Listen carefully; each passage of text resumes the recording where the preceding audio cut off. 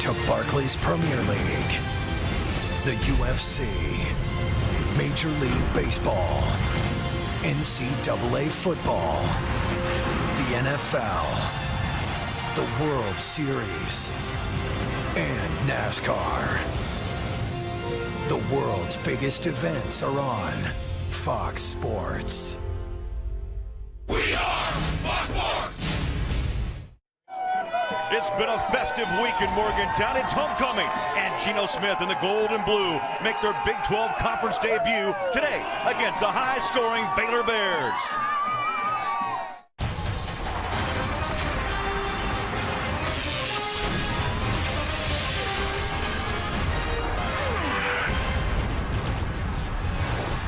It's the Ford Fox College Saturday pregame. The 25th ranked Baylor Bears against 9th ranked West Virginia. The Mountaineers' Big 12 Conference football debut here on Fox College Football.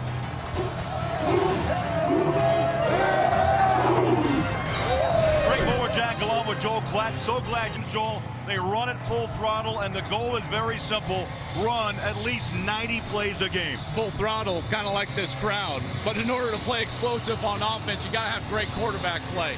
West Virginia has that in Geno Smith, the front runner right now for the Heisman Trophy. Playing with a ton of confidence. Second year in Dana Holgerson's offensive system, and he's got the weapons on the outside to do that. Playing with a lot of confidence down the field. For Baylor and Nick Florence, they're having to replace one of the most dynamic players in college football history and last season's Heisman Trophy winner, Robert Griffin III. What Nick Florence has done very well is play within himself, play within the system. That's a system that is very explosive. Dating back to last season, the last 7 games that they've played, they've scored over 45 points. So he's done a remarkable job for Baylor. And expect more high scoring today between these two clubs. It's homecoming in the mountains of West Virginia. And for the very first time, Baylor battles the gold and blue. Next on Fox.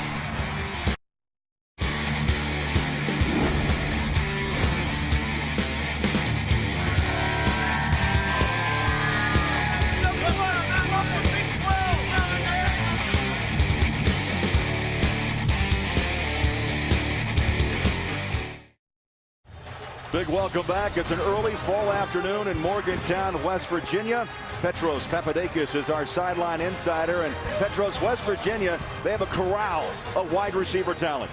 Oh, that's right, Bowler. I mean, Geno Smith is not doing it by himself. He's got 2 of the best receivers, Tavon Austin. They call him Tavon Awesome. He's #1 in the country in wide receiving. He is a slot guy. The other guy's a high school teammate of Geno at Miramar High School in Florida, Stedman Bailey. A little bit more of an explosive. Can't wait to see him.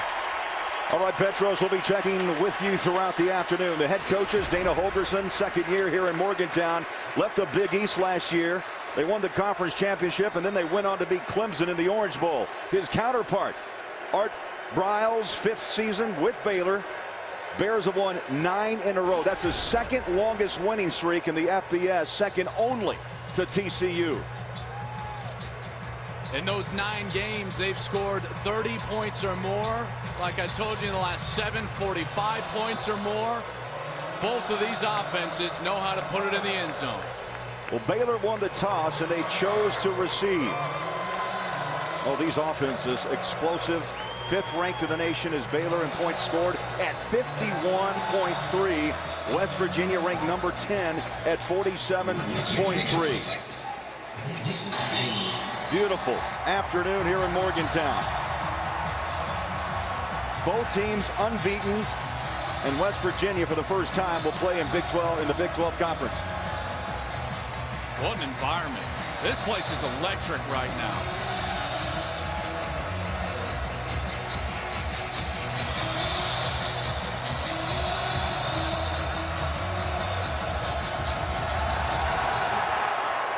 And we're underway. Short kick taken 5-yard line. Dimitri Goodson up the middle at the 30. And is hit and knocked down at the 32-yard line. Let's take a look now at today's Taco Bell impact players. For Baylor, you got to start with their quarterback, Nick Florence. Can't be easy replacing Robert Griffin III, but he's done a very steady job for them. Leads the nation in total offense with 336 yards per game. On the defensive side for them, Ahmad Dixon, a very good player. West Virginia, it's all about Geno Smith, their quarterback, when they're on offense. When they're on defense, check out Carl Joseph. He's a true freshman playing safety. Baylor will try to take advantage of him early in this game. Baylor, high-powered.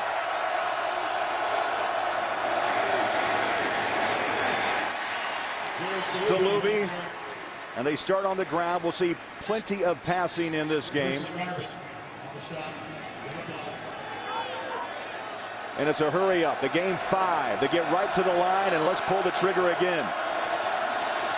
Florence stands in that pocket over the top. Off the hands and intercepted by turnover here in Morgan.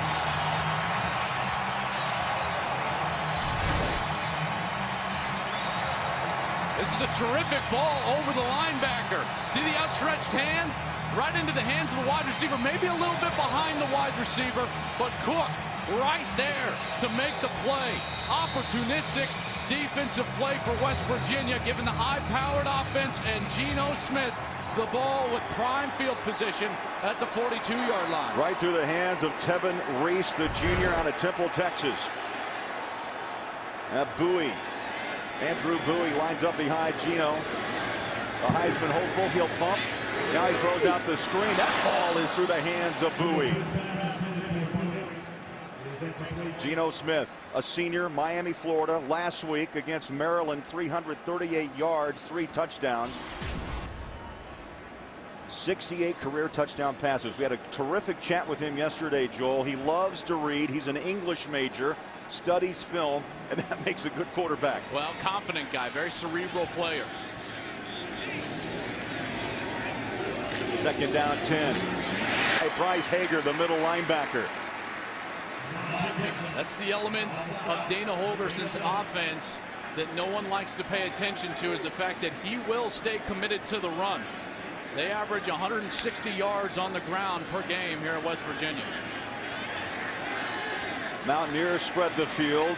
Geno Smith in an empty backfield. Takes the snap. Little quick toss out.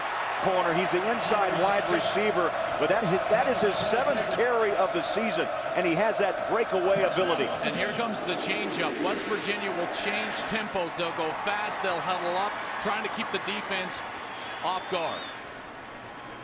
Mountaineers spread it again. Geno, good protection, fires a dart in the middle of the field. It's caught near the first down marker at the 36-yard line. You'll see this all day long. Geno Smith getting off of his primary wide receiver and getting to the second and third options tells me that he has complete control of this offensive system. J.D. Woods with his 15th catch here in week 4 of college football.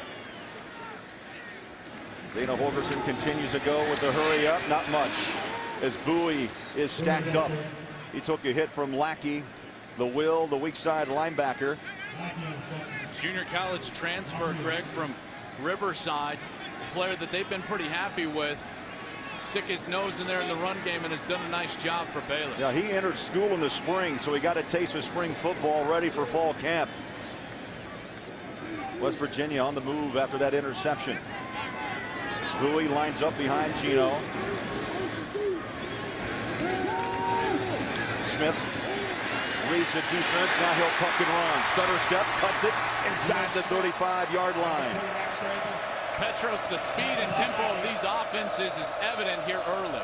Without a doubt it is, and it's very interesting, Joel, because both these defenses are kind of used to this type of tempo. They have to play a lot of guys, but they're used to it because they see it in practice. These are two very similar offenses. So important to have great depth on your defense when you're going to play in the Big 12. 7th play of this drive. They stretch it near side, and they hand off to Bowie. Bill, Florida. Josh Wilson with the hit, number 21, comes in. He'll get some playing time today. The other safety, Mike Hicks, who backs up Chance Case. Stacked up. Good pursuit by the Bears at the 30-yard line. Lackey has been very busy here on this opening drive. And this is the first big down defensively of the game. Baylor with a chance to force a field goal attempt. And potentially get off the field. 3rd and 6. Look for Tavon Austin. He's in the slot, top of your screen. West Virginia on this drive 2 for 2 on 3rd down conversions. They need 6 to keep the drive alive. Long snap count by Geno Smith. Pressure from the corner.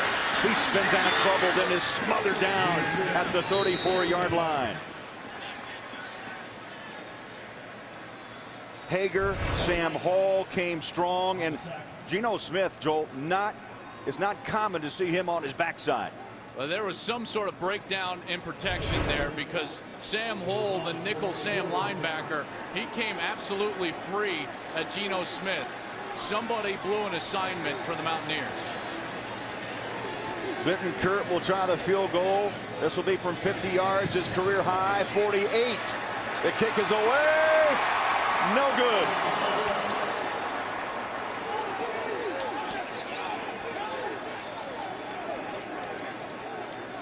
Sudden change defense.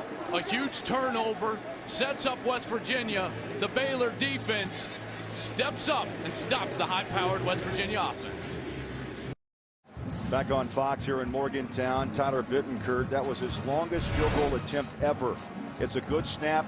It's a good hold. The laces are out. 50-yard attempt, and Joel, it looks good, but it just fades to his right. He's only attempted 2 field goals on the season, so obviously a little out of his comfort zone. It's a good kick, just didn't curl in that right post. I don't think Dana Holgerson's going to be afraid to send him back out there. It's not like he shanked that ball. That was a quality kick, just a little wide right. Here's our first look at Baylor. 5th ranked in the nation in passing with 362 yards a game. They're 5th in the nation in scoring at 51.3. 7 straight games, Joel Klatt, 45 points or more.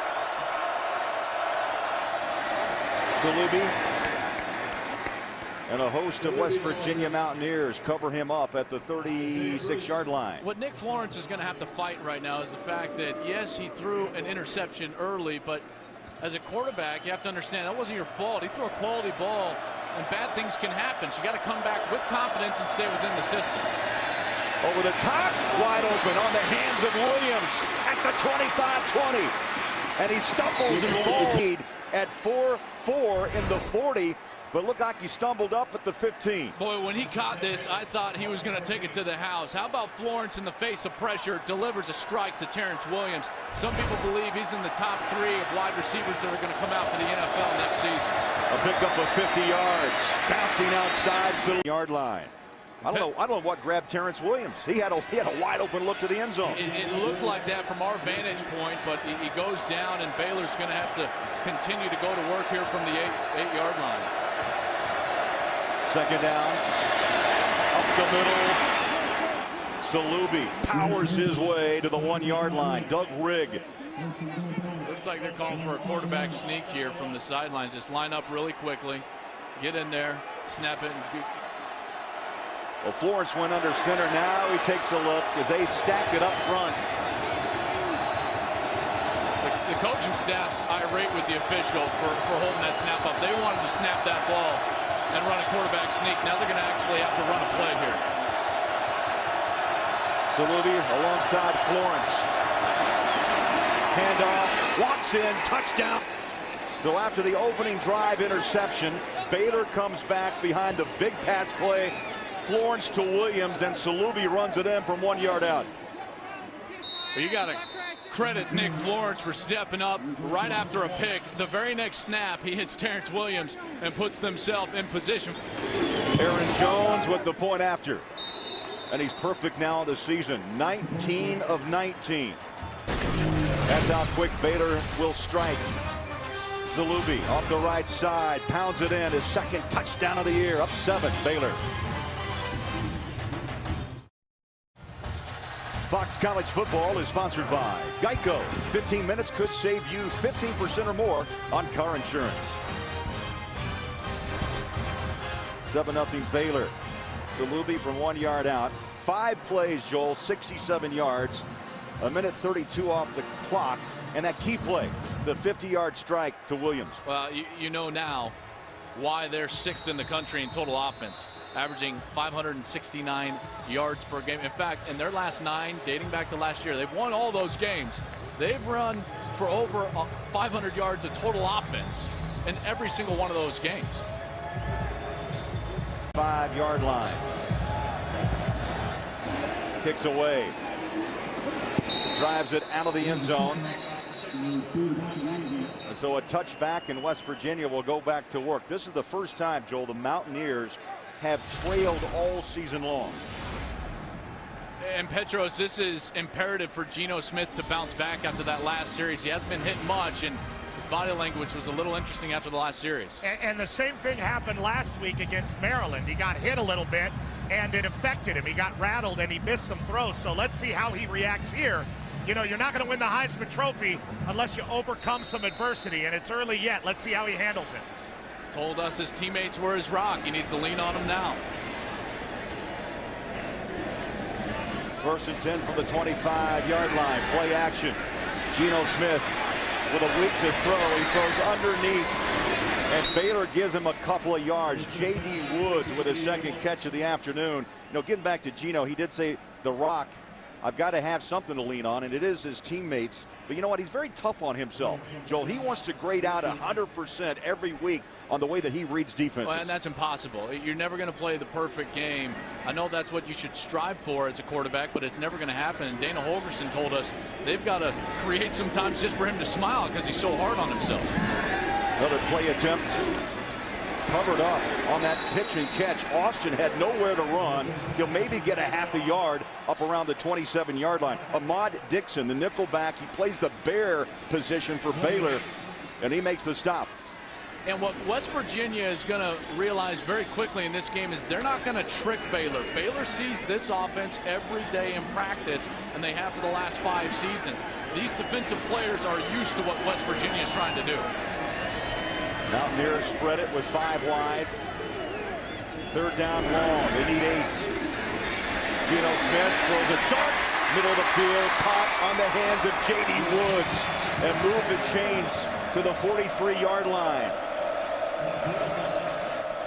You know why Woods was open? Because Tavon Austin had double coverage. Watch him in the slots.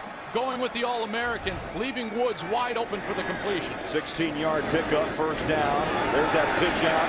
Austin turns the corner past the 50-yard line. He'll pick up 8. And that plays into the hands now of Geno Smith, Joel, because 2nd down and short, this guy can run a lot of different options with his offense. There's no doubt. Everything is at your disposal as a play caller.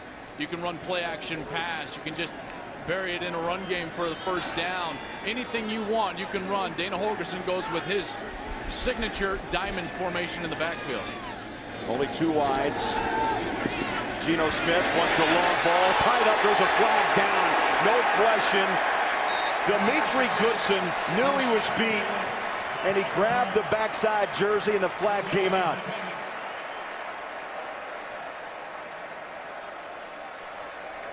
Pass interference.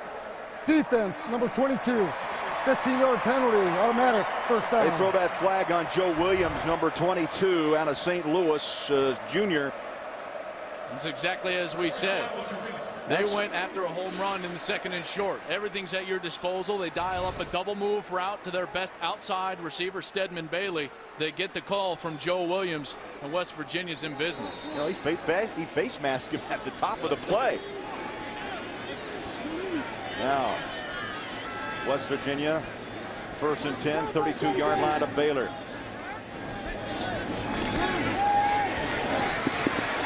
Smith tucks and runs, 25-20, and hook slides to the 18-yard line. Man-to-man coverage and the blitz. There's nobody there to cover the quarterback. Geno Smith, very smart, knows that. There's not a quarterback player. Takes the open zone himself for the 1st down. That shows me a mature quarterback right there, understanding what's open versus every coverage available. Geno Smith averages over 4 yards a carry. He just picked up 14 and a 1st down. 1st and 10 at the 19-yard line. Smith, quick throw, near side. Breaking a tackle, Stedman Bailey inside the 10-yard line. with the block from Tavon Austin. The bubble screen goes to the outside receiver, Bailey, but it's Tavon Austin with the block on Joe Williams, number 22, the corner, that allows that play to happen. Another quick hitter. Bailey breaks the tackle. Works his way down inside the 3-yard line. Bailey last week, nice game against Maryland. 6 receptions for 55 yards. He's got 21 touchdowns in his career here at West Virginia. And the Mountaineers are knocking on the door, down by 7. Second down goal.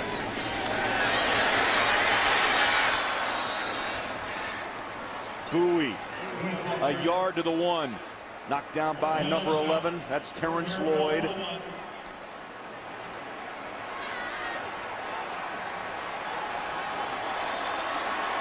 Third down, goal. Bowie. Touchdown! Cody Clay got the key block, and Bowie ran in untouched.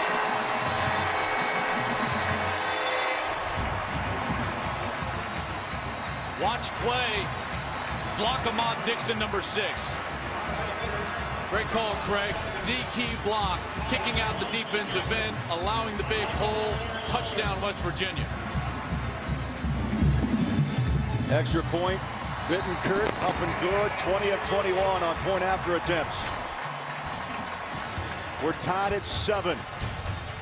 Celebration in Morgantown. Baylor and West Virginia.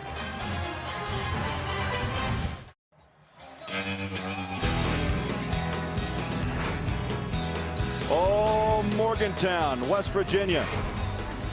This town lives for one thing: Mountaineer football. What an awesome place to be the last couple of days. I'd like to come back in a couple of weeks because you know what's going to happen. Got the crowd in all gold. Just come to the Mountaineer game. 25 yards. They've waited a long time for this new conference as well. You know, the debut in the Big 12. This is a big deal here. And homecoming on top of it. And the kick's away. A little short. 7-all. Baylor underneath it. Dimitri Goodson pops through. A hole quickly closes at the 31-yard line. A flag is down. That's Troy Gloucester.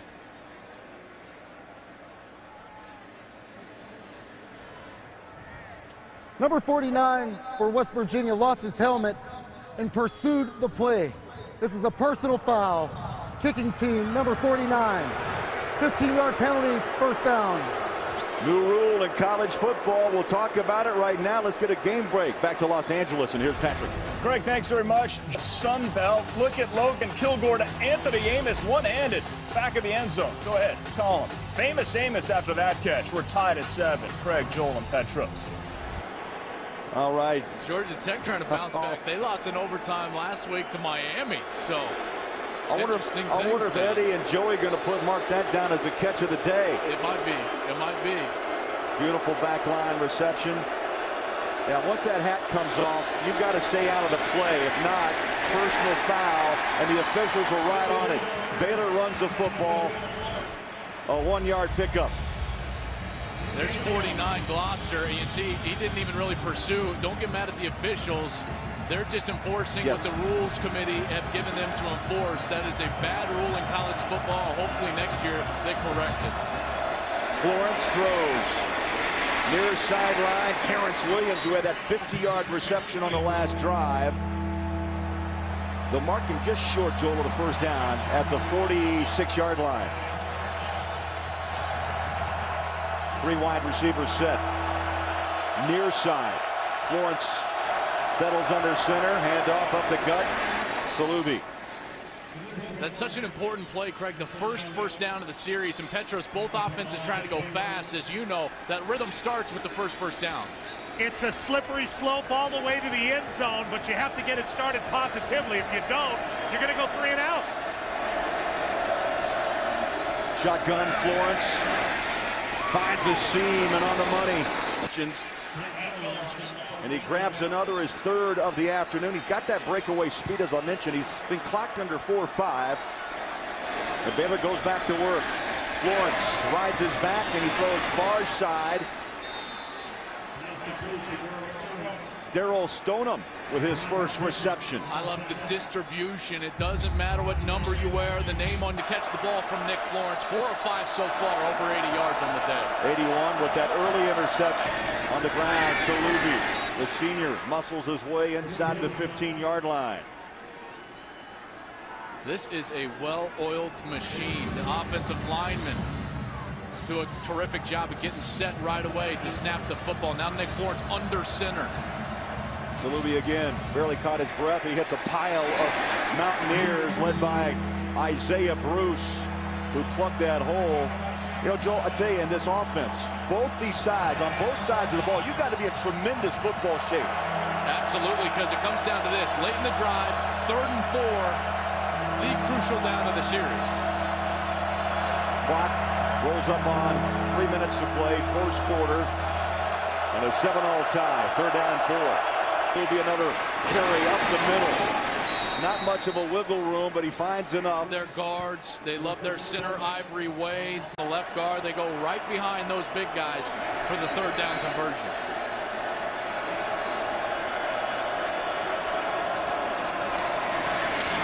Florence, the handoff, Glasgow Martin, touchdown Baylor.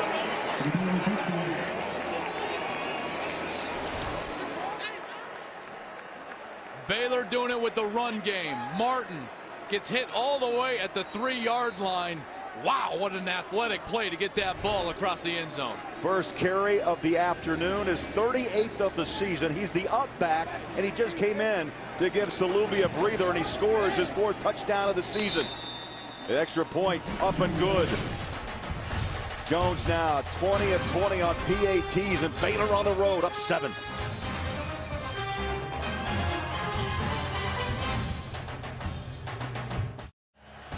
Fox College Football is sponsored by Bud Light, the official beer sponsor of the NFL. Here we go. And in part by Taco Bell. Sometimes you have to live Moss. And by Samsung Galaxy Note 10.1 with S Pen. Note the new way. 14-7 Baylor. You know, they have straight touchdowns and lead by 7, 9 plays, 54 yards, capped off by the Glasgow Martin 7-yard scamper.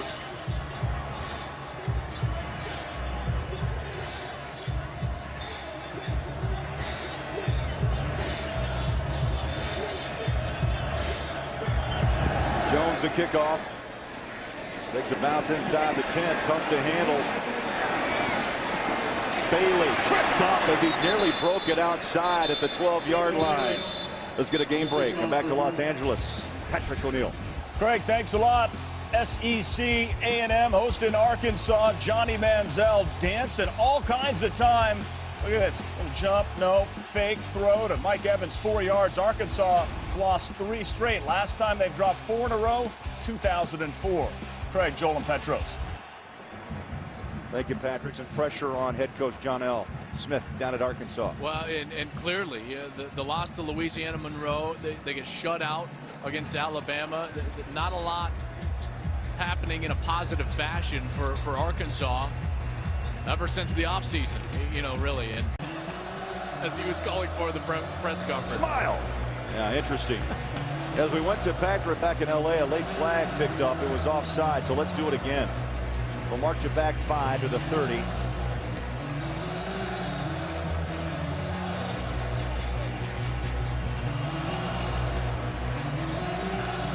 And Geno Smith is biting to get back on the field. They're down 7. First quarters where they dominate. In fact, they've outscored their opponent 48.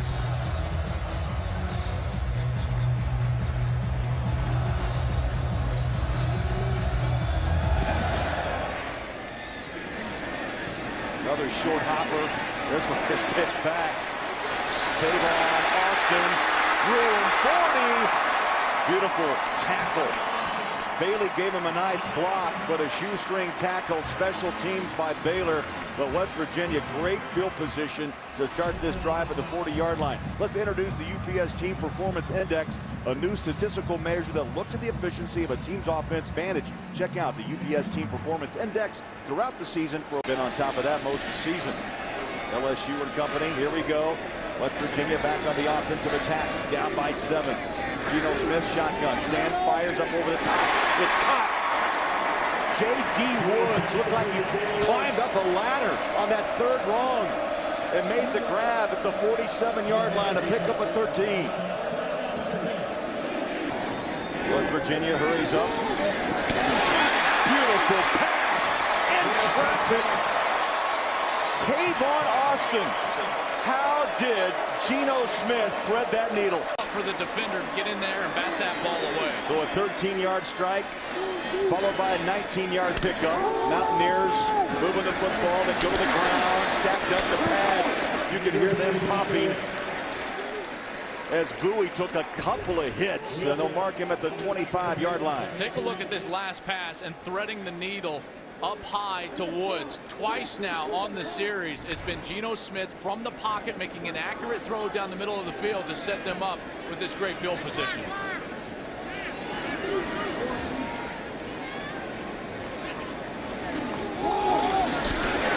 Up the middle, Bowie inside block to let Bowie rumble into the second level inside the 10-yard line.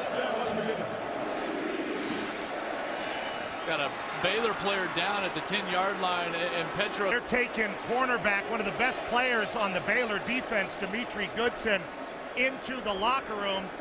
It's his arm, guys, and it really doesn't look good. They're putting an air cast on him, and he does appear to be in a lot of pain. We'll get an update on Demetri Goodson, but right now for him, it doesn't look good, and this Baylor secondary needs all the help it can get with Geno Smith's assault on them right now through the air. Well, Goodson walks into the locker room, a senior out of Spring, Texas.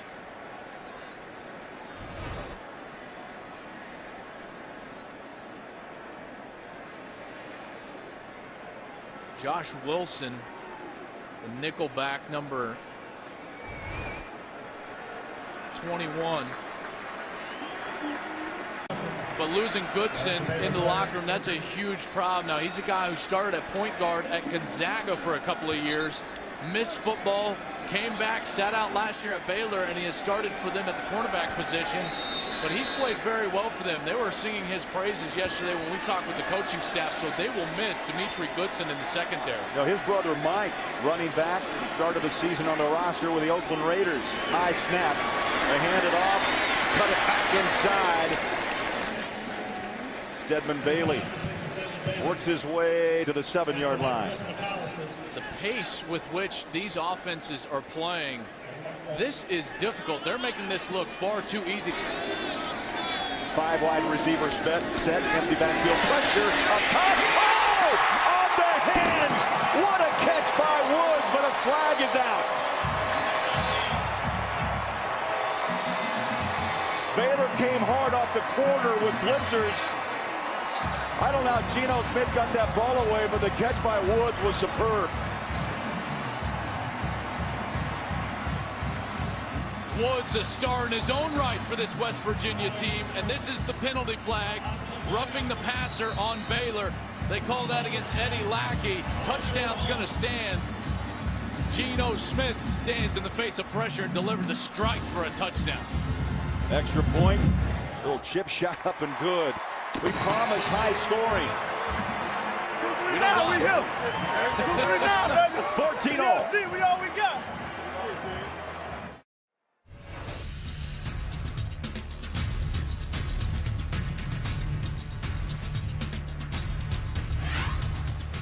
Baylor and West Virginia on this homecoming afternoon here in Morgantown. We're tied up at 14 apiece. I'll tell you, it was rocking the last 2 days. This stadium, I don't know, it's full capacity. The whole town was rocking. What a great environment. They love their college football here in Morgantown. 52-10 home record in the last 10 years and 20 of the last 23 Petros, the environment here is fantastic. Never seen anything like it. It's wild up here in the mountains. All the coonskin caps, I love it.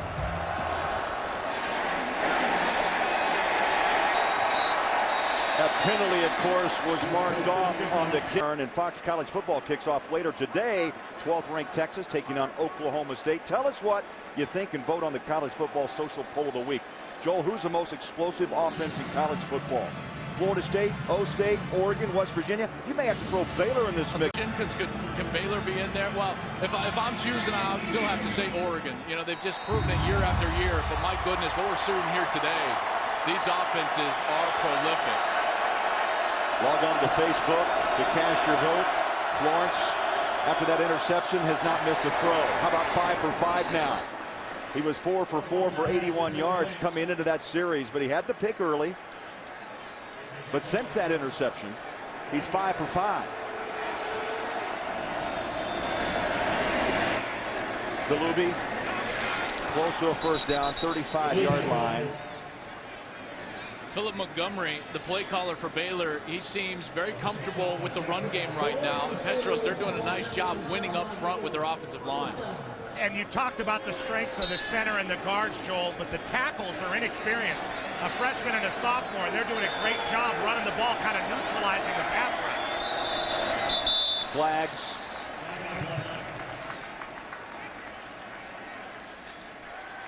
Full start. Offense, number 58.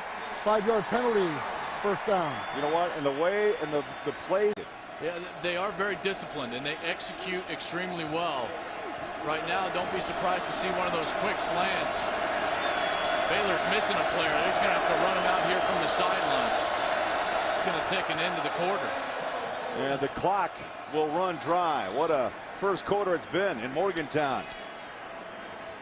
Offense.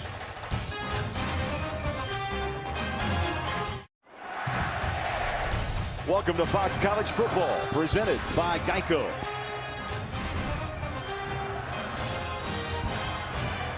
Geno Smith, always ready. Do these guys ever stop? No, I don't think so. You know, that's how you run, the hurry-up offense. Well, we told you he was a perfectionist. Never wants to stop. In that opening 15 minutes, combined offense, 280 yards, 28 points between Baylor and West Virginia. Florence stands, now rolls down in the pocket, chased. Stutter steps, oh, he took his shot in the numbers inside the 30-yard line. Petros, a lot of offense, a lot of hard hitting, some injuries piling up too in that opening quarter. Unbelievable pace right now. And guys, you talk about both these quarterbacks, they really just want to sit back there and distribute to all these wonderful athletes you see around them. Joel, you hit on that theme earlier. This is the Big 12 Conference. Florence rides his back now, throws it far side, and it's out of bounds off. Terrence Williams could not bring it down in bounds. And Josh Francis, the buck.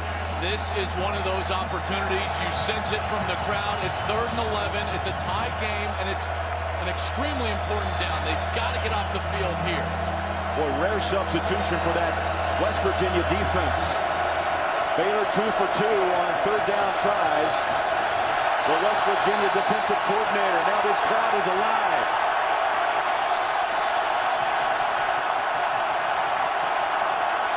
And throws it high. Ball on the hands of Sampson. Move the chains to the 40-yard line. Lanier Sampson with the reception. And a first down for Baylor. What a throw from Nick Florence.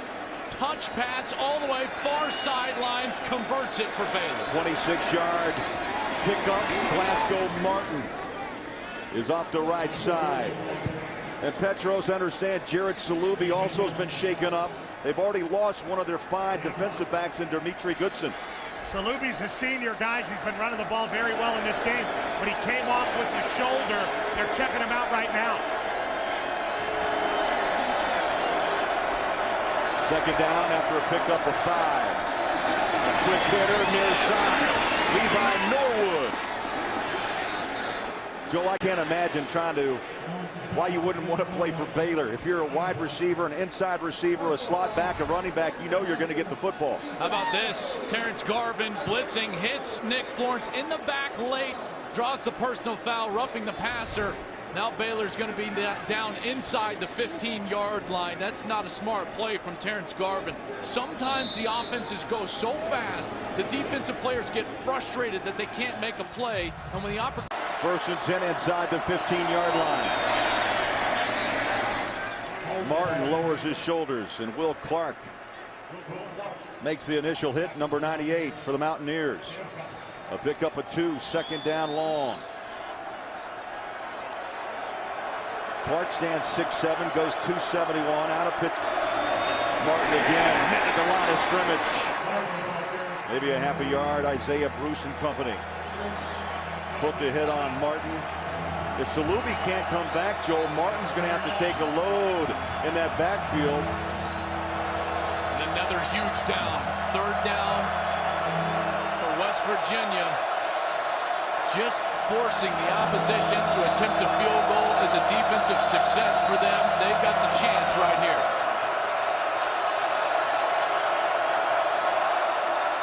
Blitz. Florence taken down. That brings up fourth down. Terrence Garvin, who was just whistled for that late hit, came strong and put the pressure on Nick Florence. 3 straight plays, they ran the exact same pressure concept. It's a zone pressure. The Sam and outside linebacker to the wide side of the field, blitzing, the line slanting. Baylor trying to get outside the pocket. The only hard part with that outside blitzer, Craig, it's very difficult to get outside that contained player. A great call by defensive coordinator Joe DeForest from West Virginia. Aaron Jones, a 33-yard attempt, and the kick is up and no good. Jones misses from 33.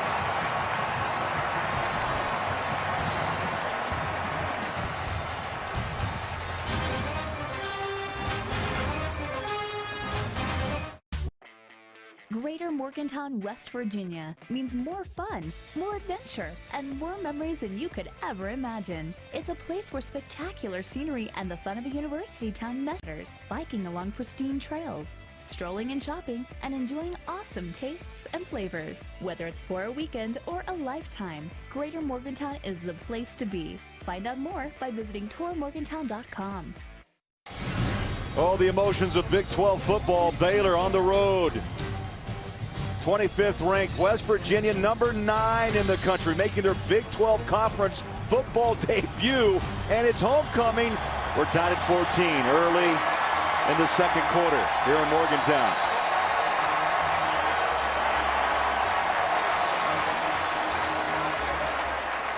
Baylor says one thing: welcome to Big 12.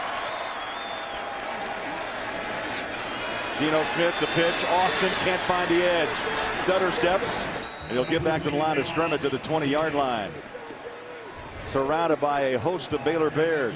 The little touch pass. It's like a basketball play. Pursuing the ball is paramount when you got a fast, quick twitch guy like Tavon Austin. Baylor does a nice job on that last play. Geno Smith. Shotgun whistles will stop play. Before the snap, false start, offense number 57, 5-yard penalty, second down. That's Richie Smith, our referee today. Flags on Jeff Braun, the right guard, senior. To this front line of West Virginia, he goes 316. Joe Madsen, the senior, 305. Josh Jenkins, the left guard, 303. They can move a mountain. 11 minutes to play in the half. Smith in the pocket, comfortable throw. It's short underneath. Only a pickup of 3 on the hands of Austin. I like they got half of that back. You know, 2nd and 15. You come in, get about an 8-yard completion. Your slot guy in here, he's probably going to get double teamed, which might leave this wide receiver wide open. 5 wide receivers. Smith, the long snap count. Sets his feet, throws short, off his hands, incomplete. And Baylor, little press coverage, Joel, and that would have been short of the first down. Baylor gets off the field.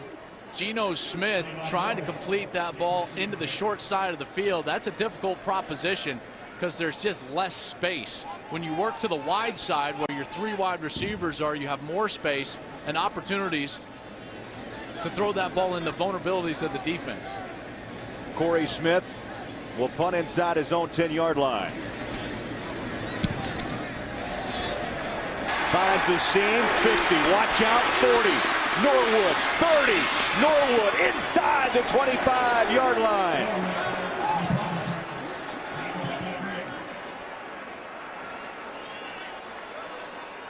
"45-yard punt, 45-yard return." And setting up that high-powered offense inside the 25-yard line. Baylor with the ball at the 23-yard line. Tie game, 14-14. Today's game is sponsored by the 2013 Buick.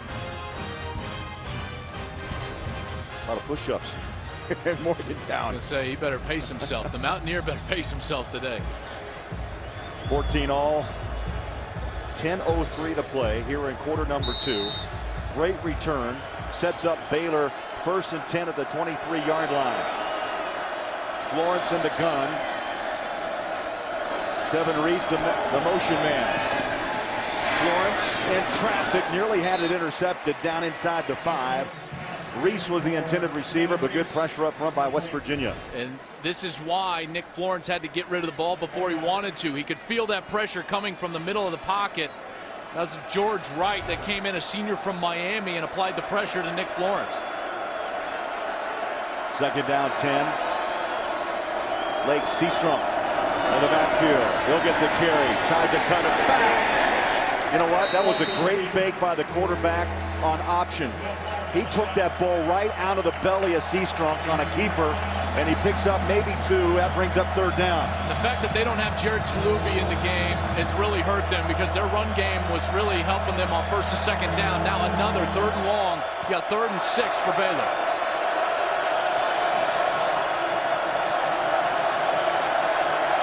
Florence runs up as they try to audible out of this play. I'll tell you, the play clock's running out. Down to 3, just got the snap away. Florence stands, throws, far side, pitch and catch, caught. Williams, and he's out of bounds inside the 5-yard line at the 2. Pat Miller, the corner on the top of your screen, or the top of the formation, gave way too much cushion for 3rd and 6. Didn't understand where the sticks were, and that's where Terrence Williams stops, gives his chest to the quarterback, Nick Florence. Easy conversion. Martin, touchdown Baylor. Glasgow Martin, 2nd touchdown run in this first half. From 7 and now from 2 yards out. Look at him find the hole low near the ground. Gets over the goal line. Baylor, their 3rd touchdown of the day, 2nd for Martin.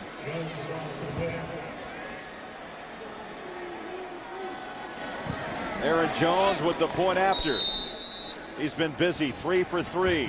When we come back from break, the Fox College Saturday studio will have a preview of the Pizza Hut halftime report. Stay tuned. Patrick O'Neill here, Eddie George and Joey Harrington will join me on the Pizza Hut halftime. Big Ten Conference play began today. Both Minnesota and Northwestern are looking to stay perfect. Plus, Arkansas reeling from 3 consecutive losses. Can they break their losing streak against Texas A&M? That's next on the Pizza Hut halftime. All right, thank you, Patrick. We'll stay tuned. 9 minutes away from back in Los Angeles. 21-14 here, Baylor. 4 plays, just 23 yards, 1:03 off the clock. And Joe Klatt, Norwood's 45-yard punt return just gave the Bears just terrific field position on that drive. Yeah, that shot in the arm that they needed after not getting points on their previous series. Aaron Jones, line drive kick, takes a wicked hop. Right around the 6-yard line, and Tavon Austin smartly lets just that ball fly away. Series stop that jet sweep to Tavon Austin. If they can do that, as well as run to the outside and stop those bubble screens on first down, they're going to be in good shape. It's about taking away what's on the perimeter, and a first down play for West Virginia, because Sean Alston, their big back, is not playing, is really those perimeter plays. They're kind of like in place of a run game. Baylor's done a good job of pursuing and getting over there and stopping it. If they do that, they're looking good defensively. Bowie lines up behind Geno Smith. Brings it down, and that's Dustin Garrison, number 29, with a nice pickup. Let's go back to Los Angeles. A game break. Here's Patrick. All right, Craig, taking you to College Station, Arkansas, Texas A&M, Razorbacks. Remember, they have lost 3 in a row, but Tyler Wilson and Niall Davis down the sideline for the touchdown. It's 10-10. Back to you. All right, thank you, Patrick. Here it's 21-14. Big first down run by Garrison as he rumbles up to the 37-yard line. There's that first down, and now watch the rip. Geno Smith gets the play to the offensive line, and here they go. From the gun. Looks one way, throws near side. Did he have a foot down? Yes, at the 47. J.D. Woods, what a half he's had. Senior out of Naples, Florida.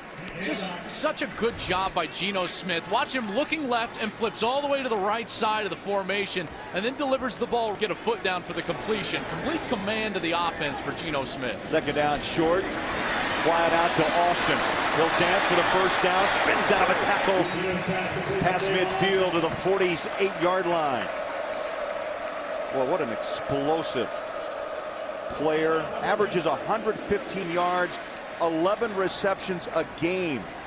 He's the special teams player of the year last year in the Big East Conference, and you see why. So shifty and quick in spin.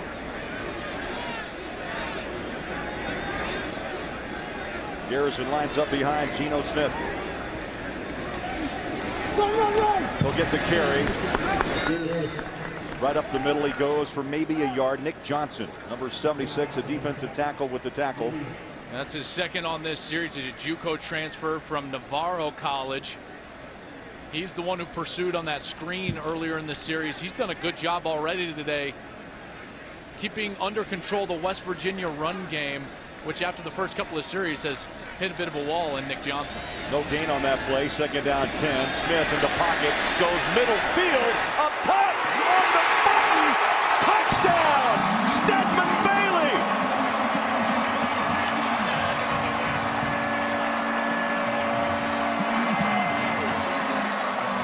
.47 yards as Geno's. And then just one of the most accurate deep passers in the game gets it right on the chest of Stedman Bailey. Geno Smith showing why he's a Heisman frontrunner. Dana Holgorsen is very upset. There was a personal foul on Stedman Bailey for spiking that football after he crossed the goal line. Dana Holgorsen's upset because he knows how important field position is in a game in which both offenses are going to go up and down the field. But the execution going back before the spike, what a tremendous deep throw by Geno Smith. Couldn't Kurt the extra point. And that ties the game up at 21 all. What a ball game. Bailey over the shoulder catch. And the celebration. Oh, what a game in Morgantown on Fox.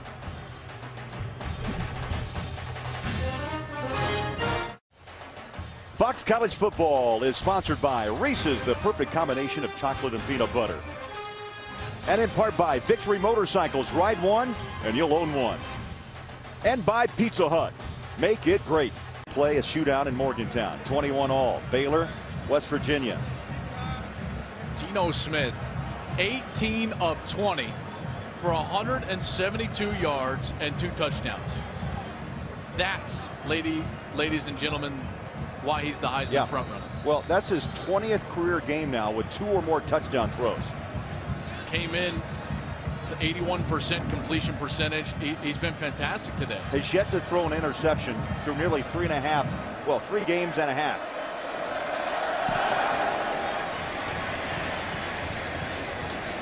Kick at the 14-yard line. Goodley tripped up.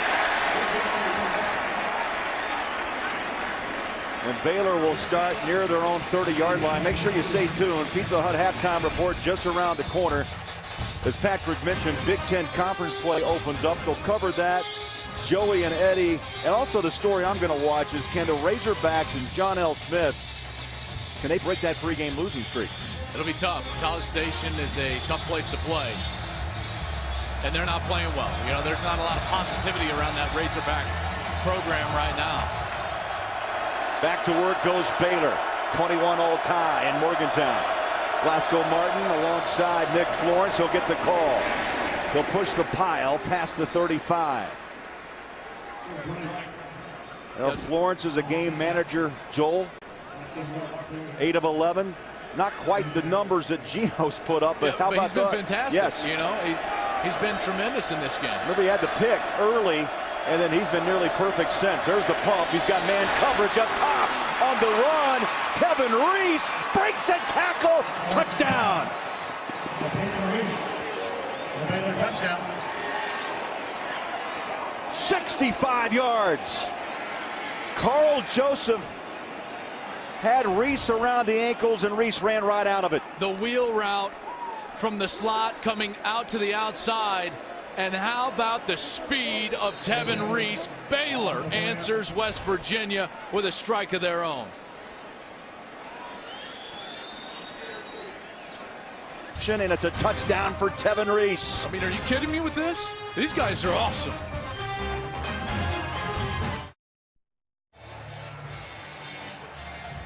.65 yards. Makes it a 28-21 ball game, Baylor. Tevin Reese broke that tackle, and you can understand now why Baylor, Joel, is 5th in the nation in passing yards and number 5 in the nation in scoring. 51 points a game. They're at 28 with 6 minutes and change left in this opening half. The execution on offense today has been mind-blowing. Both of these offense, both of these quarterbacks, both of the play callers. Let's just say I don't envy the defenses in this ball game. My goodness. Long kick, 2 yards deep. Here comes Austin.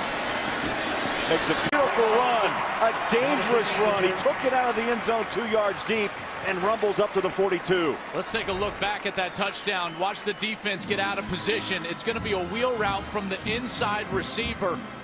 That's who the defender is supposed to cover. He's late getting there. The safety goes with the post route at the 50-yard line, and bang, off to the races. Tevin Reese ends up into the end zone. Nice strike by Nick Florence. It's easy to overthrow that ball. When he's that open, you got the look that you want to see. So credit the quarterback for stepping through and delivering that ball accurately. West Virginia down 7. We'll start this draw. Austin flies across the middle of the field, and right on target is Geno Smith. These two quarterbacks are amazing, and you're talking about big yardage on every snap. This is per play now. Every snap. It's unheard of. 8.3 yards per play, 7 yards per play. Fresh down to the 45 of Baylor. Quick hitter, far side. On the hands of Bailey. He steps out of bounds at the 39-yard line. Sam Hall, safety with the tackle out of Katy, Texas.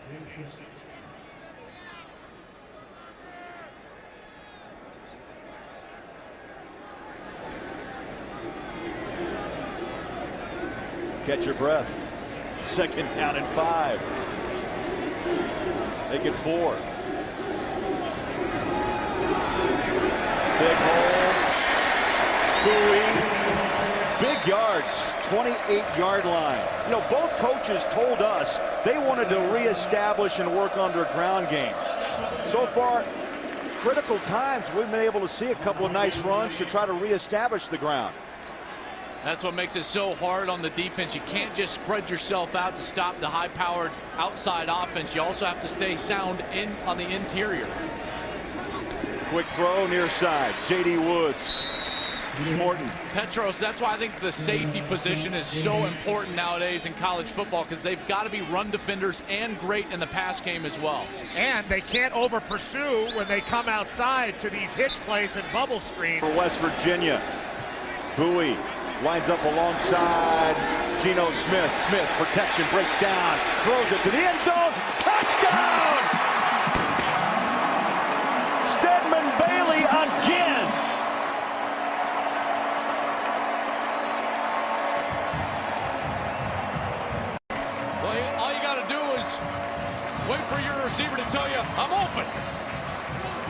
coverage by Baylor. And as Geno Smith was escaping the pocket to the right, Stedman Bailey does exactly the right thing and continued execution for the touchdown. And now the extra point. Extra point is up and good. Bailey, what a day. A touchdown in the first part of this quarter for 47. He catches this one from 40, and we're tied at 28. Watch Geno Smith just buy enough time.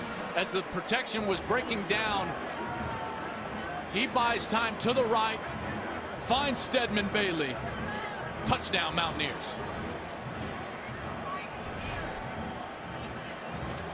.454 to play. Now you have to just see it to believe it here. I mean, this crowd's worn out.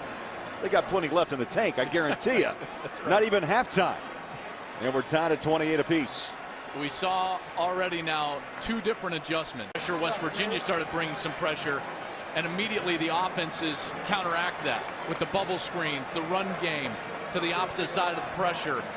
The cat and mouse game that continues to go on. This is the Big 12 Conference. This is what it's all about. It's not about total yards and scoring defense.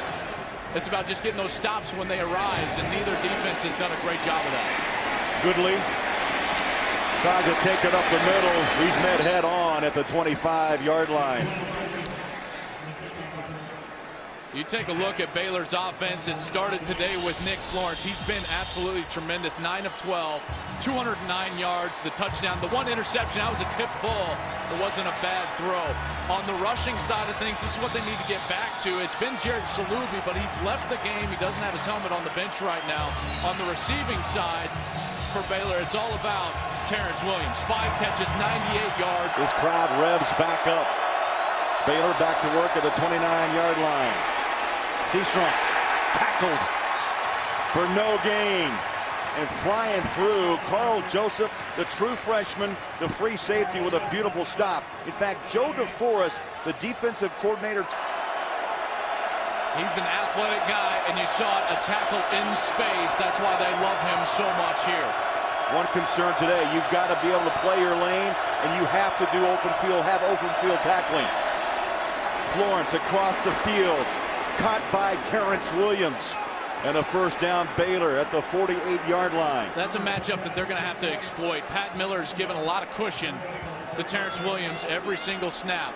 And Baylor, even if it's to the far side like on the last snap, they have got to exploit that in order to move the ball and gain first downs. 5 wide receivers set. Baylor again spreads the field. Florence in an empty backfield, and he is taken down as the Mountaineers come heavy on the rush. Doug Rigg with the tackle. He had the big play last week against Maryland, rumbled in from 51 with that fumble recovery, and Rigg has been active in this first half. And he's normally a will linebacker, so they are rotating pass rushers. He's down there with his hand in the ground on the last play, trying to get as many fresh bodies as they can to get after the quarterback. A loss of 5, second down, 15. Florence up top, and a flag. There was a bump, now multiple flags are out. Reese going one-on-one with the freshman Carl Joseph.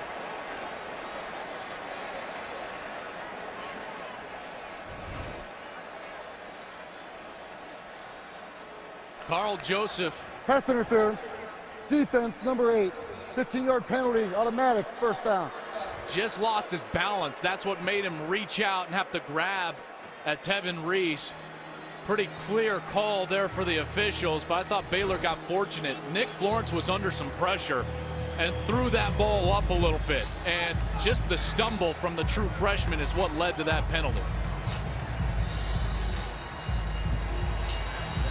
Last time Baylor was on the field, Tevin Reese was the big playmaker with 65 yards from Florence to make it 28-21, and then West Virginia comes right back. Fresh downs for Baylor after the flag at the 42-yard line of West Virginia. Hot slant down low, incomplete at the 35. They ran a linebacker out of there late, right underneath the slant lane for Nick Florence. I thought that was very confusing for him. That was Isaiah Bruce, the linebacker. Another throw on the way, far side, through the hands of Sampson. And a hard hit. Pat Miller, you could hear those pads pop, and I think Sampson may have heard the footsteps. Ball was a little high, and it stops the clock. 3:14 to play, 3rd down 10.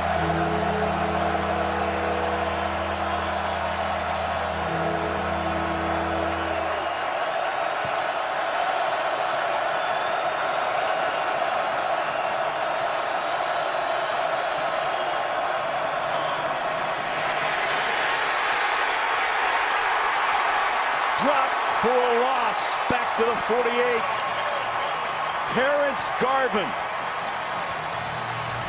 off the edge.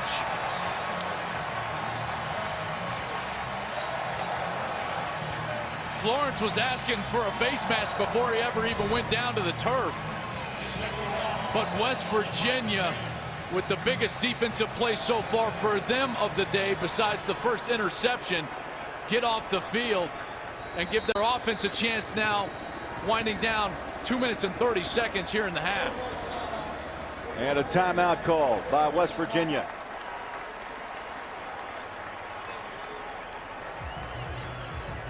On Tuesday, ride along for an explosive new installment of Sons of Anarchy. That starts at 10. Then Friday, when tempers start flaring, there's only one way to settle the score. Catch The Ultimate Fighter at 10 o'clock on FX.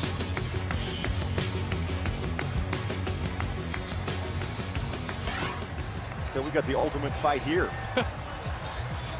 With 2:34 to play, 28-28. This is considered defensive anarchy. Yes.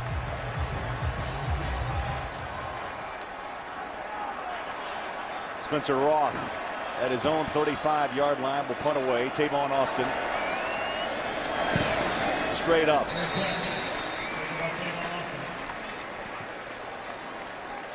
Well, here's what's happened for West Virginia. Geno Smith, 2 yards and 3 touchdowns. You mentioned those numbers are front runners for the Heisman. Well, and he's got another series, so they will tack onto that. Then Bowie as a rushing leader. He's done a nice job. 9 for 42, over 4.5 per carry, and the touchdown. And then on the outside, it's Stedman Bailey, who's been a heck of a target. 6 catches, 91 yards, already the 2 touchdown grabs. West Virginia now with another opportunity with 2:27 left. Bailey now with 23 career touchdown receptions for West Virginia. Mountaineers go back to work. Bowie to the 17-yard line. And the clock runs now up on nearly 2 minutes left in this wild first half. Timeouts if needed. Baylor with 3. West Virginia 2.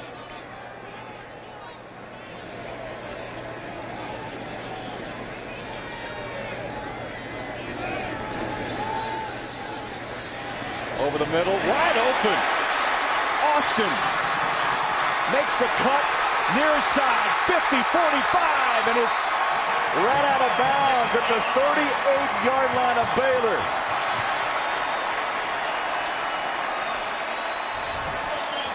Another blown coverage for Baylor. Austin, just an easy underneath route, and he was wide open. Geno Smith again buys some time, backs up in the pocket, and then you see 45-yard pickup. Now the keeper, Geno Smith, smartly gets down on the grass, the turf at the 31. Petros, he's just making great decisions. I mean, he hasn't made a bad decision, maybe one all day. It's amazing, and this offense, I mean, both of these guys, it's exactly how these offensive mad scientists, Art Briles and Dana Holgerson, would draw it up. Mike Leach is smiling somewhere. Now both coached with Leach. That's why they found this offense close. In fact, they'll give him a first down. Yes, Quentin Spain, the left tackle, nice seal block. In 2000, 2001, 2002, Dana stayed there for quite a while Art got the job at Houston. Hip high on the hands of J.D. I'd appreciate that catch from J.D. Woods. Yeah, there's no doubt. There are times during a game, wide receiver, and you just ask your wide receivers, hey, a couple of different times, you're going to need to bail me out, and these guys do it for Geno Smith. That's the only way you can throw for over 80%. You got to be confident in all that. Yes, you got to be accurate, but you also have to have wide receivers that will step up and make tough catches. Geno Smith on the day, 24 or 26 for 273. Lots of great decisions, including using his feet to hurt the Baylor defense. They broke down in coverage a couple of times, speaking of Baylor. And Geno Smith, aware of what's going on the field, took advantage of those breakdowns. This was one of them, the second touchdown for Stedman Bailey.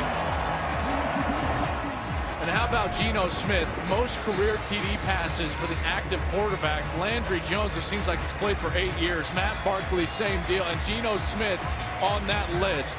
71 touchdown passes in his career. What a phenomenal athlete and quarterback to be able to watch. 15 this season for Geno Smith, looking for more. Pedals back over the middle. Nice catch at the 5-yard line. Jordan Thompson, true freshman, Katy, Texas. If you're open, Geno Smith will find you, and he's going to hit you in the chest. First and goal from the 5. 50 ticks, now it's running on that first half clock here in Morgantown. Baylor shows blitz, here they come. Cut back, inside the 5, still on his feet. He is Bowie to the 2.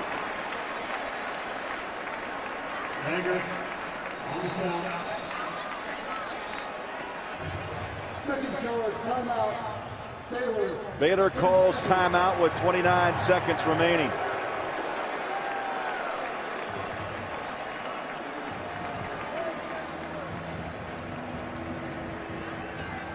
Well, it's the Dr. Pepper tuition, up to $100,000 in tuition is the Dr. Pepper tuition giveaway. 33 seconds to go in this wild, wide open Big 12 battle. It's the Big 12 debut for West Virginia, and this one's going to be remembered. Yeah, and looking forward here on this second down, this is when it pays dividends to have an experienced quarterback like Geno Smith, because the defense is going to have to clarify what they want to stop. And it's all about ratios, Craig. And if they've got the ratios in the run box saying we're not going to let you hand the ball off and score a touchdown, then you have to call a play that Geno Smith is allowed to check out of. Give the keys to the car to Geno Smith in this situation. Allow him to audible if he needs to. Bowie and Clay in the backfield with Geno Smith. Quick throw, got man coverage up top. Touchdown, Bailey!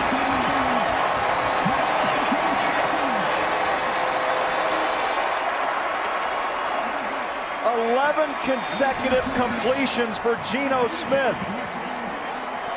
He hit 14 in a row earlier in this game, and this offensive show continues. There's nothing to say. You cannot throw a fade better. Geno Smith, the 8th time in his career now, 4 touchdown throws, and we're not even through the first half. Extra point, good.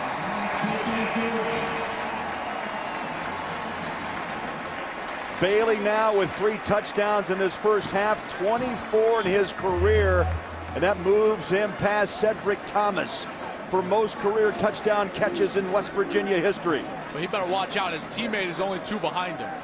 Tavon Austin is right behind him. They're going to be in the end zone. He's the prototype for the outside receiver. He's not very tall, Stedman Bailey. He's 5'10", but they say his wingspan is somewhere around 6'2", 6'3", which is perfect for that outside receiver. Big hands. And Petros, when you got a guy outside like Bailey and inside like Austin, it's perfect for Geno Smith. He can use the entire field. Yeah, both these guys very confident, and they really do play with a lot of chemistry. Let me run this one by you, Joel. Geno Smith throws a masterful deep ball. I haven't starred, the greatest deep ball thrower of all time.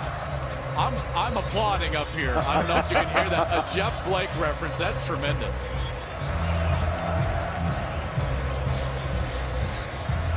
Grade on his percent on completion, what would that be in this first half? He wanted 100%. He's near it. Stoneham with a return to the 35-yard line. What a game here in Morgantown. How about tonight? Should be another great matchup. 12th ranked Texas looks to stay unbeaten when they head down to Stillwater. 12 opener. All right, so Texas is giving up only 16 points a game. Oklahoma State, well, they're scoring much more than that, upwards of 55, 60 points a game, 686 yards of total offense.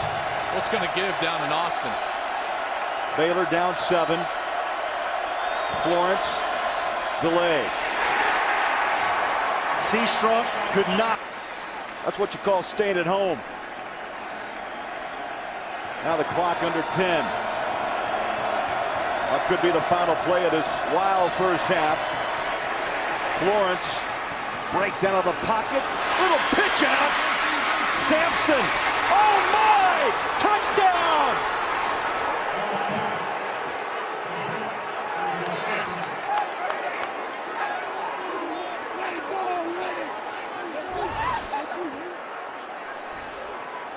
This place was rocking. They thought Florence was down and then just threw it on the run. And that ball travels to the end zone with Lanier Sampson. What's the fastest way to quiet down 60,000 people? I think Nick Florence just showed us. We're going to look at this, though, because the question was beyond the line of scrimmage. James is a replay official, and he's looking at exactly what you are at home. This was very close. Oh. Based on our blue line, I think initial look, that one may come back.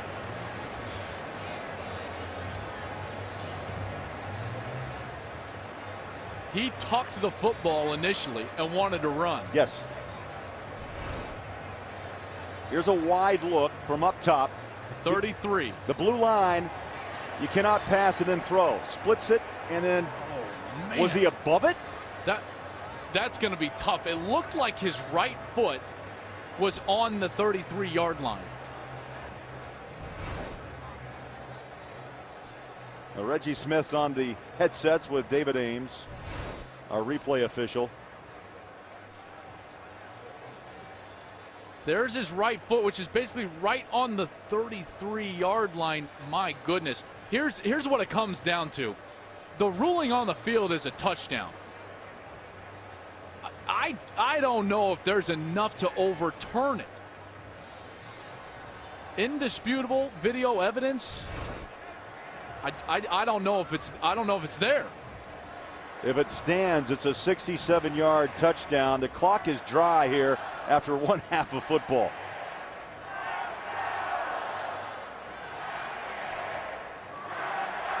And what a huge play, because West Virginia is going to get the ball to start the second half.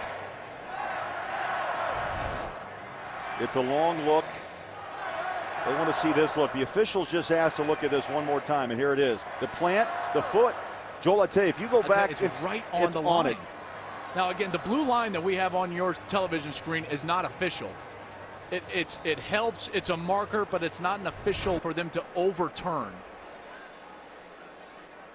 Just like if they were to have ruled that he was across, I don't know if they could have overturned the other way. After further review, the ruling on the field stands. Touchdown.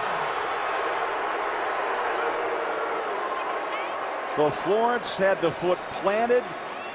33-yard line, the blue marker. You make a great point. It's not official, but it's just a line of reference. And the replay crew, led by David Ames, confirm it's a touchdown, 67 yards. And the PAT will tie this game at 35. Unbelievable. Picks up and good. 70-point half between Baylor and West Virginia. It's halftime in Morgantown. We take you back now for the Pizza Hut halftime report, and here's Patrick. Wow. Wow, a shootout in Morgantown. You kidding me? It's amazing. Just amazing football. Tied at 35. We're going to go all through this game, this first half that we saw. Plenty more coming up, of course. Big Ten Conference play opening up. Minnesota and Northwestern trying to stay perfect. Can the Razorbacks break their 3-game losing streak against the Aggies? That's next on the Pizza Hut halftime.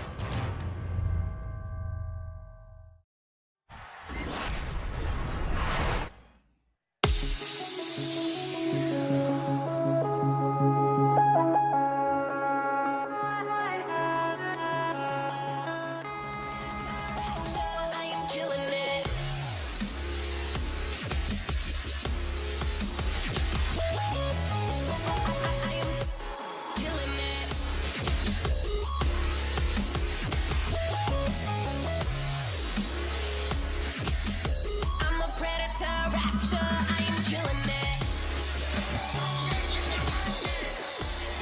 Wild first half here in Morgantown.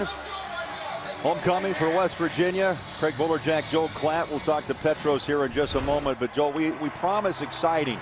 I didn't promise this. 70 points of offense, 86 total plays between these two teams, and nearly 600 yards of passing offense. 711 yards of total offense. It's been quite a show here. Right now in the game has completed 12 straight. That was a school record. So he's getting there to break his own school record in the same game. As we get to the Geico halftime stats here, this is a game right now that is really turning on one possession or another. A huge call late in the half. Nick Florence there to end the half. 5 touchdowns apiece. 18 first downs for West Virginia, but my goodness, both teams, Craig, over 8 yards per play. Florence threw for 298 yards. A couple of touchdowns. Geno Smith, 288 with 4 touchdowns. He has not thrown an interception in 146 attempts. Petros, I know you caught your breath at halftime. Not very easy. Needless to say, guys, we're watching the most explosive game in 2012 so far in the college season. And Dana Holgerson's upset because his offense had to punt once. It's amazing. And he also said he likes the way they're playing on offense, of course, but defensively, he says they know what Baylor's doing, but stopping it, that is the biggest challenge. West Virginia has the football to start this third quarter. Geno Smith back to work. That ball is not Wilson, who was shaken up a bit in the first half of play for Baylor.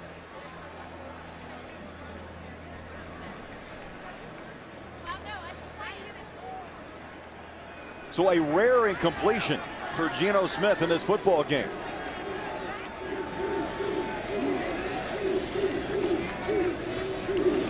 Second down 10, shotgun. Smith, quick flip far side.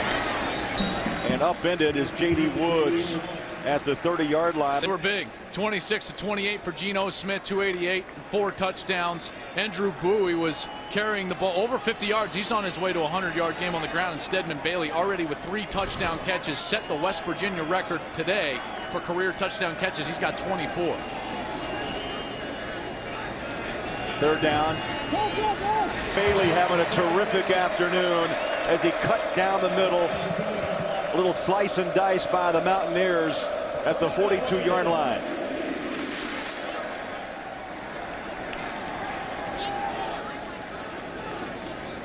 Three wide receivers set up to the near side. Bowie, big hole, cuts it back to the 49. Joel, as you know, again, I refer to you as the old quarterback. You're not that old, but on that first down, you get 8 or 9 yards. That second down play is a free one. Yeah, absolutely. This is where you get the double pass right now from West Virginia. Second down 2 for Geno Smith. Crowd just settling back in after a wild first half. There's a spin off a tackle and back to the line of scrimmage. Ahmad Dixon with the tackle. They had so much success, and Stedman Bailey. Surprised they went to the ground on that play. That brings up 3rd and short now with Bowie and Clay in the backfield. Bowie down 45-yard line. Josh Jenkins, the left guard, with a nice block up front to pop him.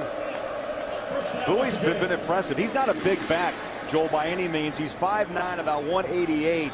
But he's shifty. He uses that body well. It can slide through traffic. You can tell just by the sound. It's a physical game down there when they start handing the football off. Baylor's still bringing some wood from the defensive perspective. Fresh downs, 1st and 10 at the 45. Baylor's pressure off the edge. There's a tackle broken. Austin, see ya. 10-5, touchdown. Tavon Austin. Joel, these are just not little 5- and 6-yard dinks. All afternoon, Baylor and West Virginia have traded big play after big play. This one goes 45 yards. You saw the blitz from both outside edges and no middle safety. Cover 0, man-to-man, no help deep. That's a player that's quick enough to stay with him.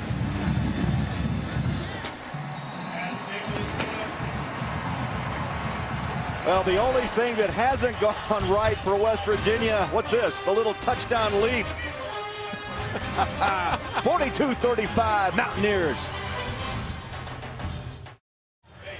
Fox College Football is sponsored by Insurance and in part by DirecTV. Now NFL Sunday Ticket is included at no extra charge when you switch.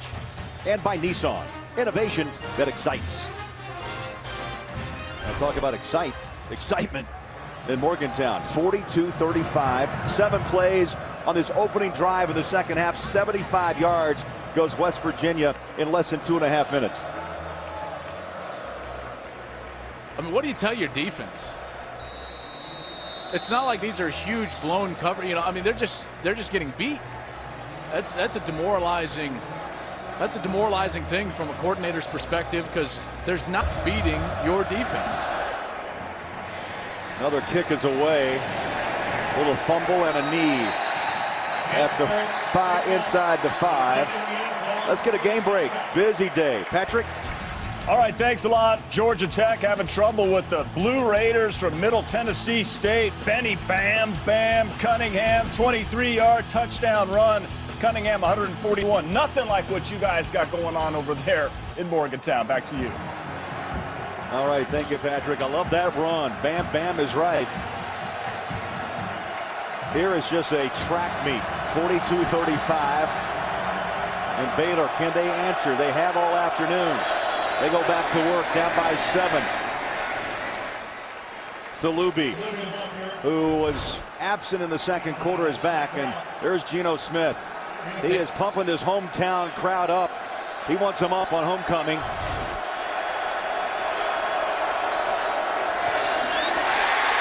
Batted. Incomplete. Petros, it feels like West Virginia's defense has got some energy right now. This is the time to get a third down stop if you're the Mountaineers. Well, the bell's ringing, but I don't know if they're going to answer it. Nick Florence has just been brilliant today. That ball was knocked down by the 6'7" Will Clark. Baylor 4 of 6 on third down conversions. They need 6 yards to move the chains. Crowd is alive. Florence steps, throws, got a man, first down. Yes, it did. West Virginia recovers the fumble. Tyler Anderson, hometown product from Morgantown. Terrence Williams wins and finds his zone. And when he comes down with it, that's pretty close. I don't know if he made a football move. This possibly is going to be reviewed. And I think it should be. He comes down and gets hit right away. And they are going to review this. You know, the rule is simple. You have to make a football move. Did he? He turns and immediately the ball comes out. Beautiful tackle. Darwin Cook, head up, helmet on the number. It also popped that ball out. Yeah, form tackle. This is exactly how you coach it. Maybe the head up just a little bit more, but down low, exactly what they want in college football, away from the head. But as far as the ruling goes, I got to say this is going to come back. Terrence Williams didn't have an opportunity to protect himself or make a football move. Got a feeling that this one's going to go the other direction. Replay official David Ames. Second time we've gone upstairs for a review. By the way, I talked with David during halftime about the play right before the half. Nick Florence, was he across the line of scrimmage? Was he not? And he said, Joel, I just didn't have enough to overturn it. That's why that play stood. This one, I feel like there's more evidence there. Petros, you were standing right there. It looked like he got hit immediately when he came down to the ground. Yeah, I think he was turning around, though, Joel. I think he did make a lot of things. Looks to me like he caught it, but it's very close. The question I have, Petros, is was that move directional, or was he just continuing to spin off of coming down? Well, now you're just confusing me. But it really did turn out to be a bang-bang play, but it really did seem as if he had possession long enough to make it a fumble. I think they're having the same problem upstairs, honestly, to break this play apart. The official Reggie Smith still on the headset. You know, the longer it goes, the more you think it's not going to get overturned. You know, Petros, because then they're looking for, you know, is it overturnable? Is there indisputable evidence? I still think it's going to come back. It's now whether or not it comes back, it's very interesting. Whether or not it comes back, it's still a stop for West Virginia, which is huge in this football game. That's a great point, and it might just be the length of this review to spot the ball, because they've already moved the chains and switched the chains for West Virginia, so they've got to get the spot of where the football is, what's going on with the down and distance markers, so that Baylor can go out and punt the football, Petra. So a lot of logistics going on. Pretty close. Right, the clock. Ruling on the field, catch and fumble. And here's the announcement, long awaited. After further review, the pass is incomplete. It'll be 4th down and 7 from the 28-yard line. Petros, you make an interesting point. Well, the game. So they're going to give him 2 seconds back, but Petros, again, it is a win. No matter they didn't get the fumble, they still get the stop and a punt now for Baylor. And those are at a premium from Baylor to start the game, and a West Virginia punt. And we saw the 2 missed field goals, which I guess you could say, Petros, is a defensive win. Absolutely, in this game. But you were right, Joel. You had me. It was all in the direction. Well, I got the benefit of the replay here. It's like cheating up here.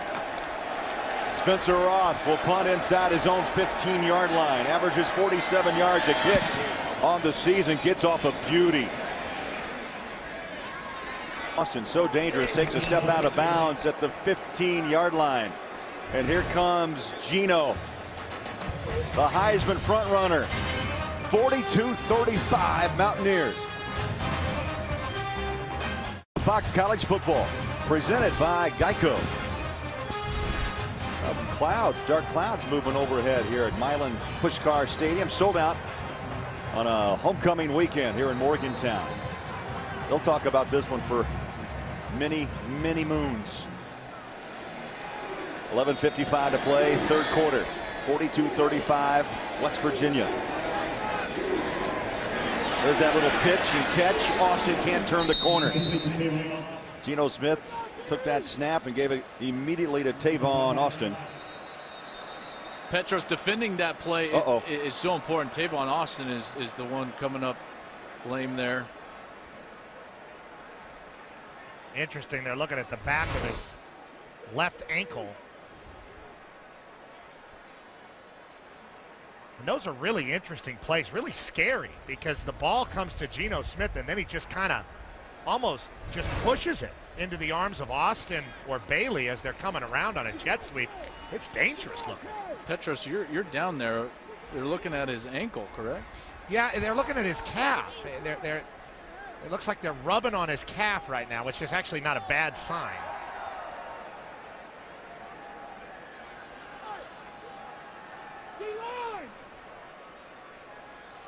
To stop that play, you have to have great perimeter defense.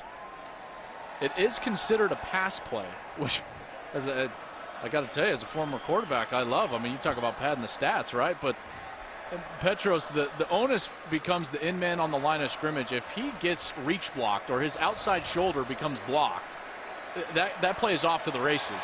Yeah. So, you know, that player has to be strong on the outside. That time it was Sam Hull, the nickel safety, who was on the outside. He did a terrific job forcing that play back into the interior. You really do have to set the edge, but these guys, Bryce Hager and Ahmad Dixon, that are really selling out to get to the perimeter, they have to look out because Austin can cut back under. Well, a sigh of relief as Austin was able to get off the field under his own power. Smith out of the pocket, throws underneath. Dustin Garrison is piled under at the 22-yard line. Garrison coming off a knee injury last year. He was a top rusher, don't forget, for West Virginia, Joel. He ran for nearly 800 yards last year and 6 touchdowns, but slowly coming back from the knee. Garrison, the motion man, on 3rd down. Smith in the pocket, fires a dart. That was caught just past the 1st down marker, but J.D. Woods took a shot and a helmet pops off, and he'll have to come out of the game for a play. But look at the awareness from Woods. I want you to see the small area that the zone separates, and Woods sits down in it. That's perfect execution from the wide receiver. That's, again, how you complete so many passes as a quarterback, is when you got wide receivers that understand what's going on for the defensive look. First down, 28-yard line. Quick throw near side.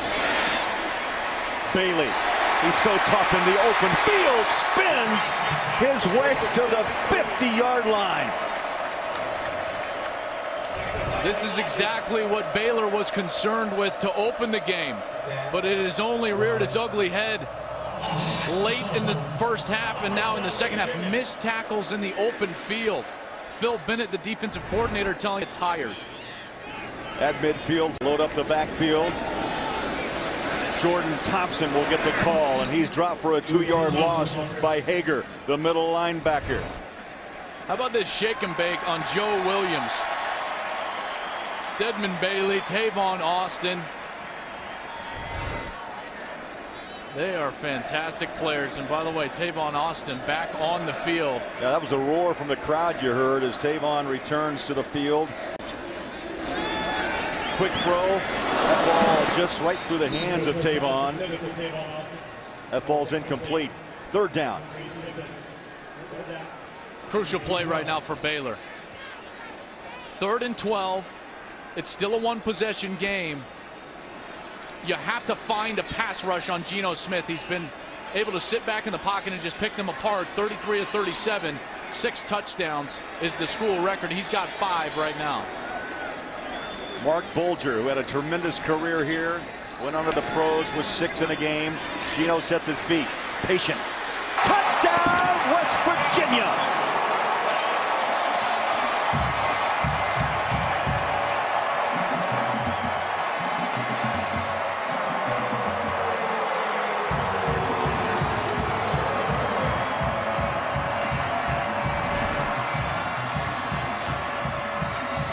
This is why you've got to create a pass rush. If you give Geno Smith too much time and the offensive line does a great job of protecting, he's going to find a win in the back half. Tavon Austin was matched up with middle linebacker Bryce Hager, and that was far too long for Bryce Hager to have to cover one of the most explosive wide receivers in all of college football. Tyler Bittenkurt with the extra point. What an afternoon for Tavon Austin.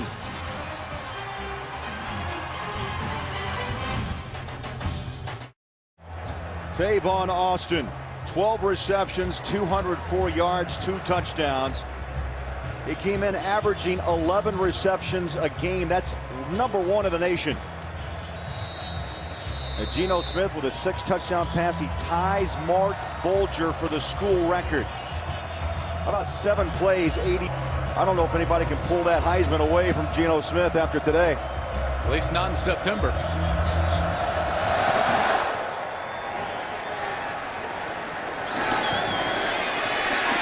Stoneham at the 2. Well, the Big Mo momentum is definitely in the back pocket of West Virginia. I want you to look at these safeties. Because of the formation, the 2 wide receivers, they're focused on the outside. That leaves the middle linebacker one-on-one with Tavon Austin. At that point, it's all about protection. And as you see the middle linebacker get lost in space, too much time as the protection holds up, and that's going to be a win every single time for West Virginia. Too fast, too explosive. A great job by Dana Holgorsen designing a formation that takes advantage of a specific player for Baylor.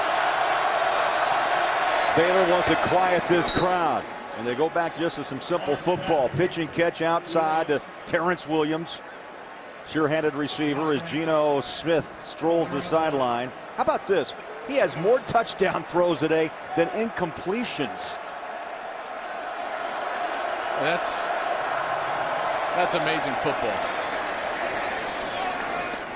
First down to the 29-yard line. Let's get a quick game break. Back to Los Angeles, and here's Patrick. UCF hosting Missouri. Marcus Murphy Going to bust a punt return for 66 yards. He has 3 punt returns on the season. This game 14-10 Mizzou. Your game 14-10 when it started. All right, thank you, Patrick. Of course, Missouri making the jump into the SEC world. Leaving one of those spots for West Virginia Yes. here in the Big 12. Some pressure starting to get to Nick Florence. West Virginia's defense starting to play much better late in the first half against Baylor. They're starting to play on that momentum that their offense has created with all the big plays. Second down, Florence flushed. Throws, incomplete. Turning on that ball was Tevin Reese. He had him. He was wide open. Made that cut right when the ball was thrown. Here's the difference. The protection broke down for Baylor where it didn't break down for West Virginia. So the wide open receiver deep down the field, Nick Florence can't get to him, whereas Geno Smith has been able to get to him all day long.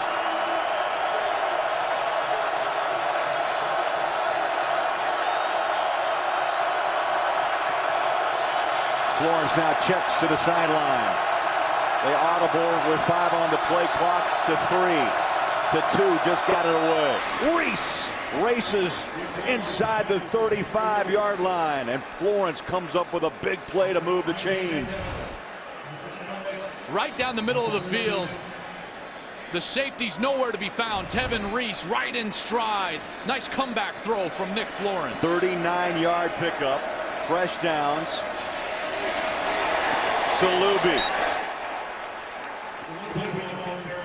Petros, you'd have to say it's imperative that they score a touchdown on this drive. It's gotten to that point even though we're in the third quarter. Well, we've gotten to that point in the second quarter of this game. I mean, you better score touchdowns or you're not going to hang in there. And I have been impressed with Baylor's young tackles, Troy Baker and Spencer Drangle. They've done a pretty good job protecting in this game. Clock rolling up on 8 minutes to play in the third. In traffic, that was a dangerous throw by fingertips and falls incomplete. I get the sense that Baylor and Nick Florence is starting to feel the pressure, not just of the pass rush, but of the entirety of the day, that they have to score, that they have to be perfect to keep up with Geno Smith. And they're not running this offense as quickly as they did in the first half. They're checking to the sideline much more here in quarter number 3.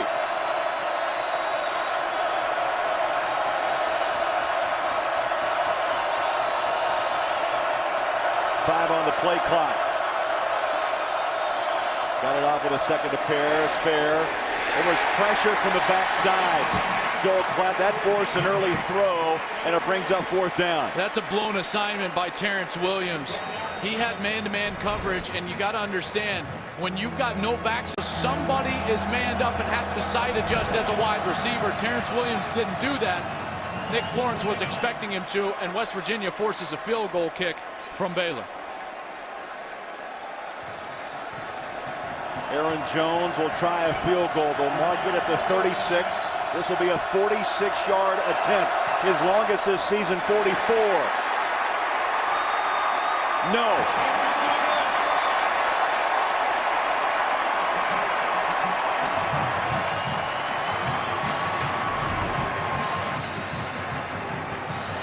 Joel had the distance,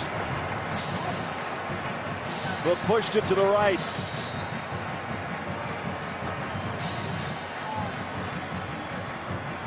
Virginia celebrates, and again, as we talked to both coordinators, you get a stop or a missed field goal, you're going to celebrate a lot in a ball game like this. There's no doubt, and you get the sense, whether it's the crowd, the momentum, everything about this game, it's about to turn completely for West Virginia. If they can come up with a touchdown on this drive, it's going to be incredibly difficult for Baylor to overcome that type of a deficit. Bowie, the ball carrier, picks up 3 yards. That last offensive series for Baylor. Now you've got to talk about this defensive series for the Baylor Bears. As you mentioned, to stop the momentum of West Virginia. Second down.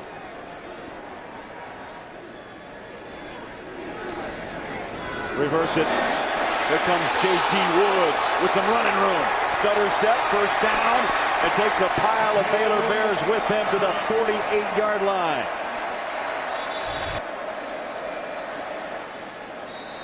So J.D. Woods picks up 16 and a first down, and a injured Baylor Bear down at the 40. We'll step aside here on Fox.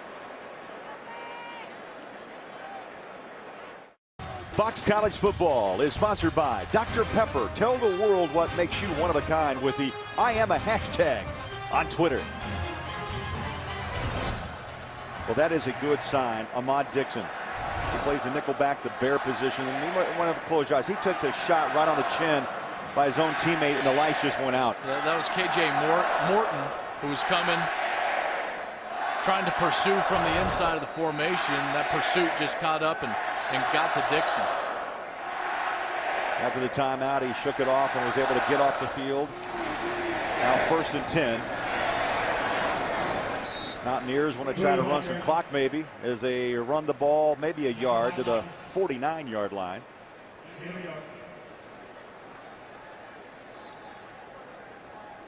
Bowie came in averaging over 5 yards a carry.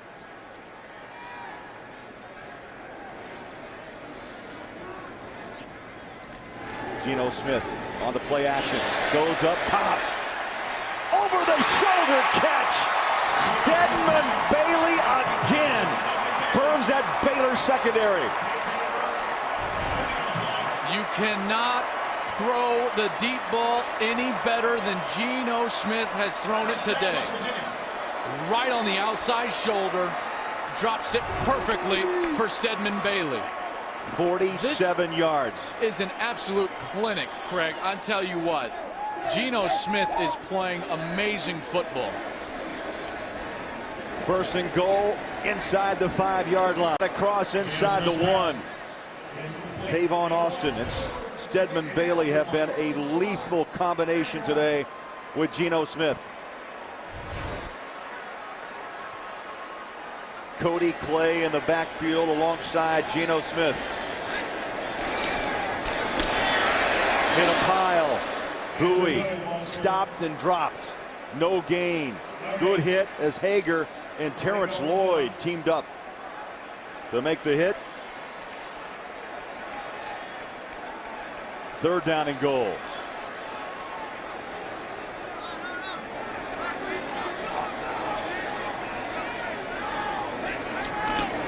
Bowie trying to jump it up and over. Touchdown.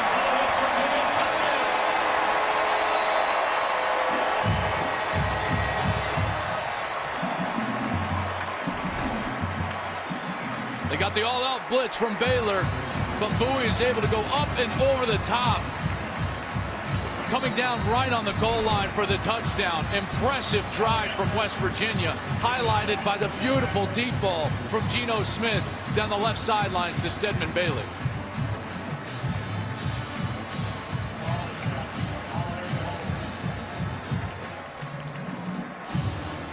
Extra point.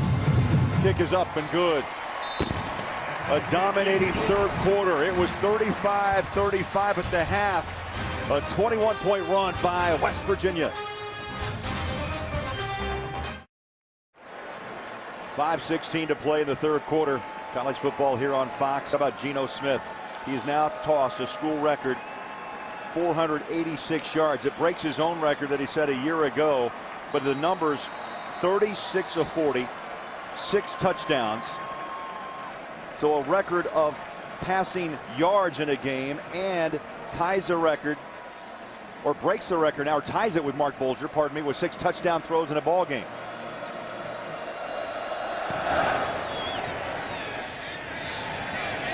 Goal line.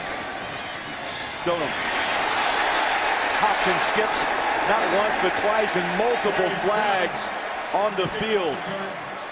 Looks like confetti.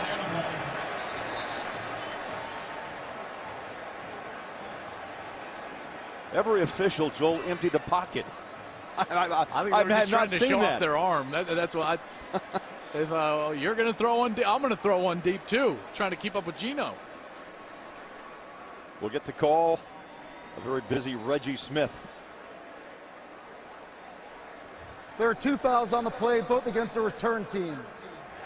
Holding. Receiving team, number 23, is declined. Block in the back. Receiving team number 19, at the distance to the goal, first down. So let's look at this week's Heisman Watch presented by 18 touchdown passes and no interceptions. Petros, I know we had to put two other guys on there, so I went with Colin Klein and A.J. McCarron, but right now it's all about Geno Smith. It is in September. It belongs to Geno, and I don't want to blaspheme here in Morgantown, guys, but is he more popular than Major Harris? Whoa. Petros. Major Harris? Baylor down 21. Starts at their own 5-yard line, and they'll go with the ground game. Glasgow Martin puts his head in the pile, and he'll push it to about the 10-yard line. You know, and we do say the right phrase there. It is about September because he's playing great now, but as we all know, it's about what happens in November in those big games, and that's when the Heisman Trophy is won. Florence, near side. Williams works the sideline and is tossed. Now there's a flag.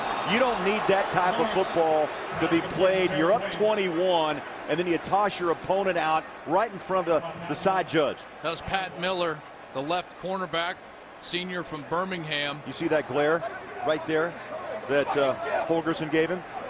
The head Joe coach. DeForest, the deep. Play was over. Personal foul, unnecessary roughness. Defense number 6 with an unnecessary throwdown. 15-yard penalty, first down. The last thing that you want to do, and this is why the coaches are so upset as we take another look at the play, is give Baylor that jump start offensive to the best of them. Martin, 3 yards to the, I think, Nick Florence. Philip Montgomery, who's the offensive coordinator for the Bears, just trying to reestablish, Joel, I think, some confidence. And then try maybe for the big play. Down 21. Long ball, contact, no flag comes out. Both fighting for the ball. Carl Joseph, the freshman, up against Tevin Reese. He's the first true freshman to start at safety here for the Mountaineers since 2008. Here's that hand fighting that was going on. See how he turns back to the ball? If he just plays the player, Tevin Reese, he might get a flag called, but a nice play from Carl Joseph to turn around towards the ball. Doesn't draw the penalty flag, forces a 3rd and 6. Not as confident as this Baylor offense as they were in the first half. Florence checked again on the sideline. Hot slant. Williams breaks a tackle, and a first down at the West Virginia 48-yard line. Terrence Williams has been the go-to guy on 3rd down. Comes through huge with a conversion there. Now they go hurry up. Quick throw, far side. That ball incomplete. Lanier Sampson took a hard hit. The Buck, Josh. Game had a 33-game reception streak, 3rd longest in the country. Got 2 today, so that moved to 34. 2nd down and 10. Florence throws, and they'll toss it to the West Virginia sideline. Let's get a game break. Back to Los Angeles, and here's Patrick. All right, Craig, thanks a lot. Miami Hurricanes looking to extend their lead on NC State. The true freshman, Duke Johnson, into the end zone. Starting the 4th quarter, Miami up on NC State 30-21. Craig, Joel, and Petros. Thank you, Patrick. There was a day Miami a powerhouse in college football. Are they trying to creep back in? Big 3rd down.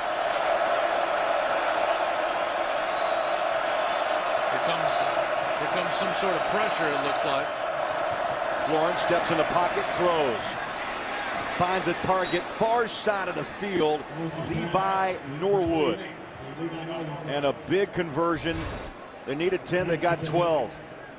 Watch the patience from Florence, because initially the coverage is good, and then right at timing from Baylor in order to convert a 3rd and 10. Clock under 4 minutes here in the 3rd.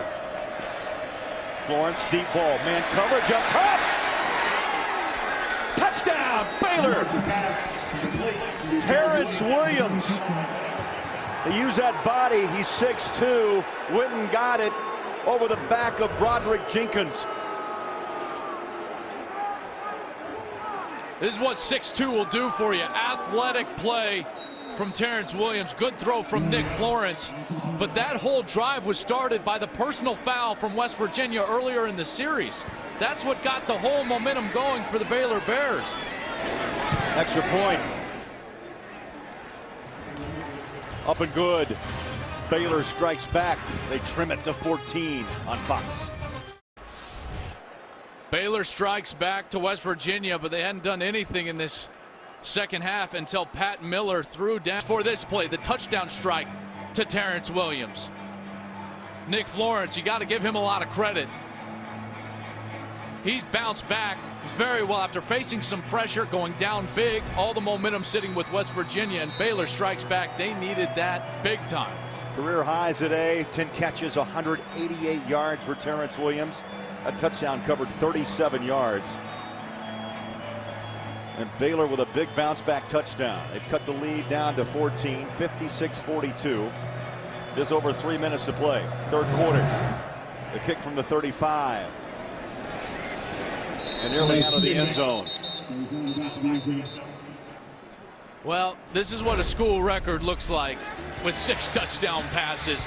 Early in the game, Woods in the back of the end zone, and then the deep ball. I mean, he's been throwing it accurately all day long. Bailey found himself wide open a couple of times. This was a beautiful fade route inside the 5 with great touch. Tavon Austin helps his Heisman candidate friend out with a nice run. Another long throw to Tavon Austin. 6 touchdown passes later, Geno Smith has tied the school record with Mark Bulger. 486 yards passing, and not even through 3/4 of football. West Virginia up by 14 will start this drive on there for a couple of yards. I mean, those are just, gaudy numbers. 486, 6 touchdowns. Mark Bulger and Geno Smith now own, and that school record is 6 passes than incompletions. That's crazy. That is craziness. Geno Smith just playing amazing football.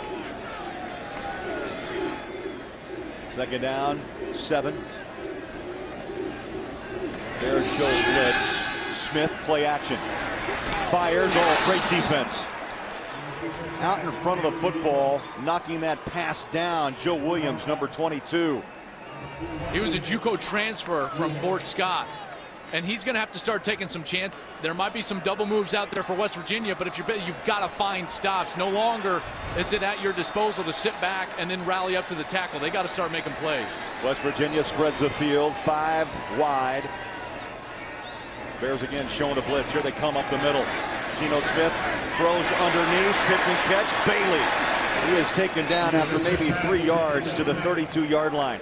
And again, that philosophy playing forward with Phil Bennett. He blitzes on third down for one of the first times today, forcing Geno Smith to throw the ball hot to a side adjust route and then rallying up and making the tackle. I love that adjustment from Phil Bennett, trying to get the ball out of Geno Smith's hand. Remember the last third down they had, Geno Smith sat in the pocket for about 10 seconds and found Stedman Bailey deep inside the 5-yard line.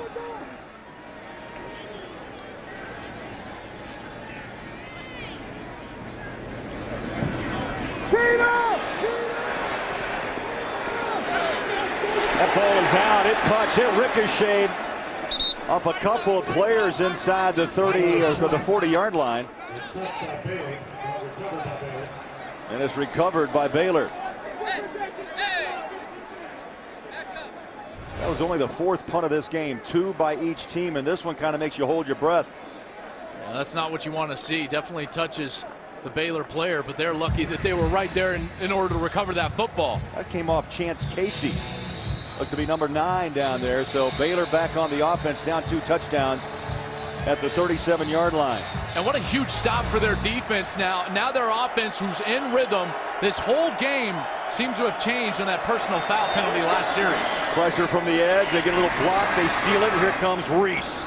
And he picks up about 7, maybe 8 yards to the 45-yard line. And Petros, that's why coaches get so upset with those penalties. It gives the other team momentum. Yeah, and Baylor will take it. I mean, they are very, very sound offensively. They push the pile for a first down to the 48. Let's get a game break again. Busy day around college football. Here's Patrick. Craig, a party at College Station, A&M all over Arkansas. Niall Davis coughing it up. Picked up by Tremaine Jacobs, 27 yards for the touchdown. 37 unanswered for the Aggies. Patrick, that will be an interesting press conference for Geno Smith come early in the week, or even tonight, pardon me, in postgame. Baylor moving the football now as we creep up on a minute to play in the third. Baylor seems to kind of getting a little swagger back, Joel, as they move the football a little quicker now, as we saw in the first half.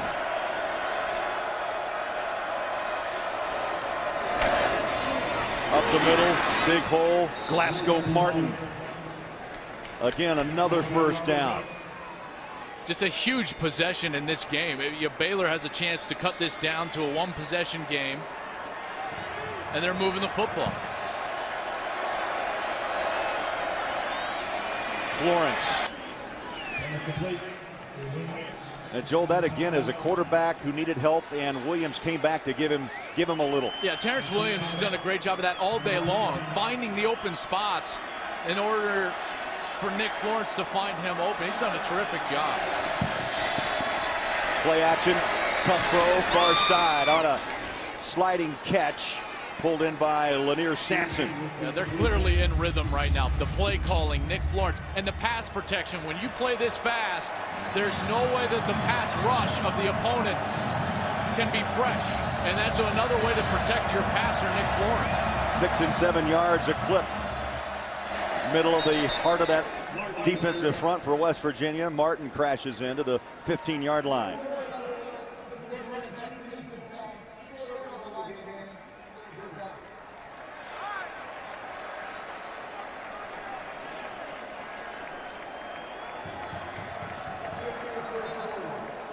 I was wondering, the clock does run dry here in the third. 15 minutes to go in a shootout in Morgantown. 56-42, Mountaineers.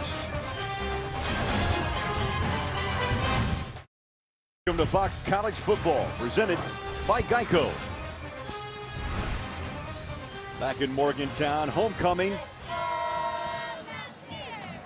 Also, the Mountaineers, Big 12 Conference football debut. What a debut it's been.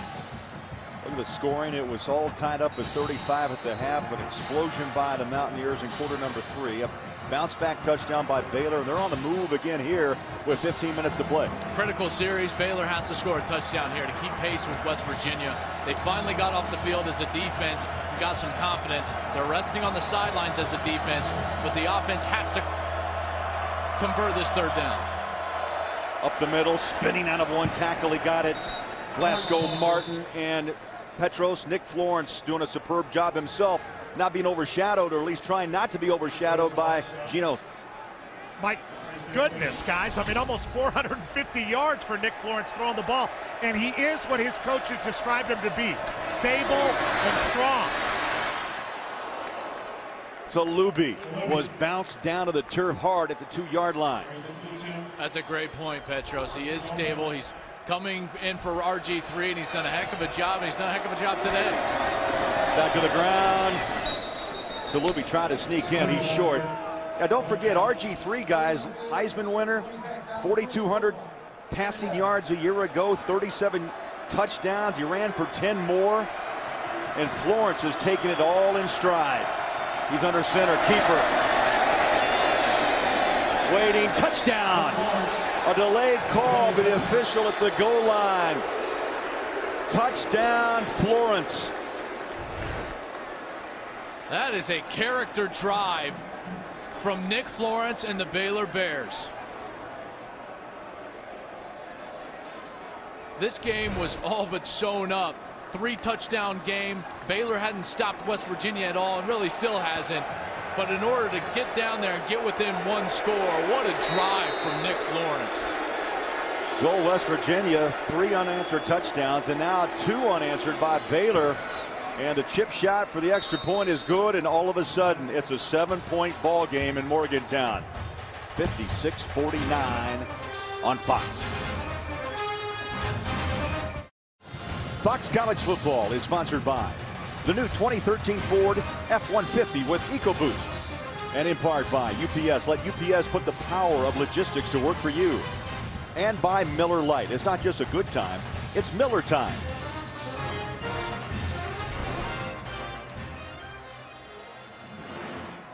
A little rest will do you good in a game like this. The fatigue factor is going to play a part in this game. With just over 14 minutes left, Nick Florence and Baylor coming back, storming back, really. I mean, right back into this bowl game. You know, you have to tip a hat to Florence. Yeah. I mean, the RG3 talk of last year, he was the face of college football. You know what? Florence says, look, I learned from a great player. I flourish under learning from him, and look what he's produced today. Thompson tackled back at the 13-yard line. Joel, a lot of numbers. How about the Ford game summary?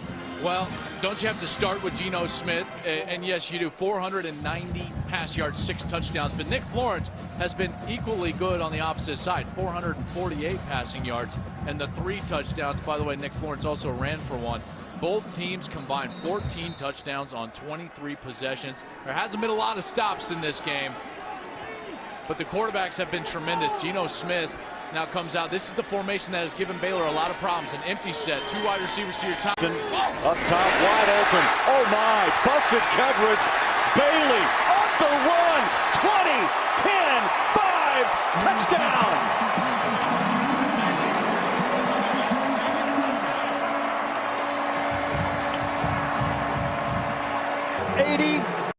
yards. No one took him right off the line of scrimmage. He's one of the most productive players in the country. The identification from the defense was nowhere to be found. I would rather leave anybody else on the field wide open rather than Stedman Bailey. Art Briles has got to be very disappointed with his defense right now. Bailey, school record, 260 receiving yards on 11 receptions. 4 touchdowns for Bailey. 63-49 Mountaineers. In Morgantown, 63-49 Mountaineers. He's not going all the way back up. Those are short arms. Petros, you got to get down there and show him how to do the real push. You got to go all the way up, not just the half push-ups. I told the Mountaineer he looks like a T-Rex doing those push-ups. That's not okay. Total offense in this game, 1,286 yards. And still just under 14 minutes to go. West Virginia with a kick, it's away. At the 2-yard line is Goodley. 20, 25, room at the 30. Flags are down at the 35-yard line. That one came from the backside. During the return, holding, receiving team number 15. 10-yard penalty, first down. Let's go back to that touchdown. Here's Tavon Austin. Here's Stedman Bailey. I want you to watch the safety. Austin, this is what a great player does to you. His eyes stay on the inside, never gets to the outside, and the wheel route is wide open. Another blown coverage from Baylor. And Stedman Bailey goes the distance. How about these numbers? 13 catches for Austin, 12 catches for Bailey. Bailey's gone for 264 and 4 touches. These guys as a tandem, best tandem in the country, hands down. 6 combined touchdowns. And now another test for Baylor to try to answer back. They go to the ground with Salubi. He'll push the pile up near the 20, call it the 18-yard line. It'll be second down and call it 6.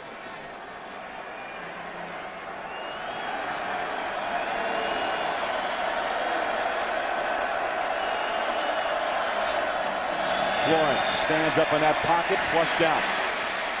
On the run, heads to the sideline, stiff arms, and then dances out of bounds at the 25-yard line. Great awareness, Joel, of where the sticks are. First down by a yard. And where the line of scrimmage is, too, because it looked like he wanted to stand up late and throw that ball, but he realized he was across the line of scrimmage, tucks it down, finds the first down marker, and gets it with his feet. Fresh downs at the 25.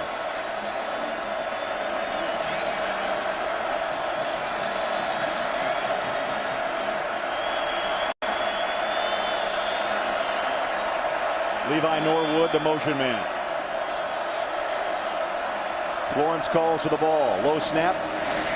Stands and throws. Oh, a pick nearly. Tyler Anderson nearly had that interception. This is one of the first bad decisions that he's made all day. Tyler Anderson was under that route the entire time. They run a pick concept on defense, and the linebacker, he didn't even look in the backfield. He just ran underneath the #1 wide receiver. Florence almost threw it right to him. Salubi alongside Florence. Second down on the hands of Lanier Sampson. And the bell chimes. Third down here in Morgantown.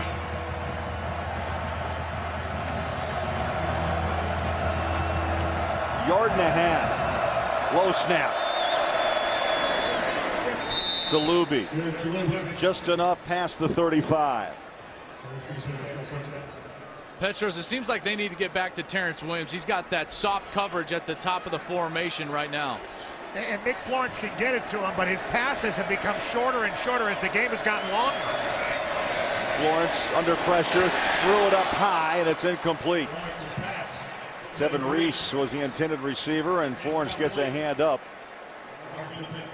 Doug Rigg, the outside linebacker, he's going to be the one putting pressure on Florence. Just bang right in the chest as Florence released that football. That's why the ball was high. He couldn't really come over that throw and finish it.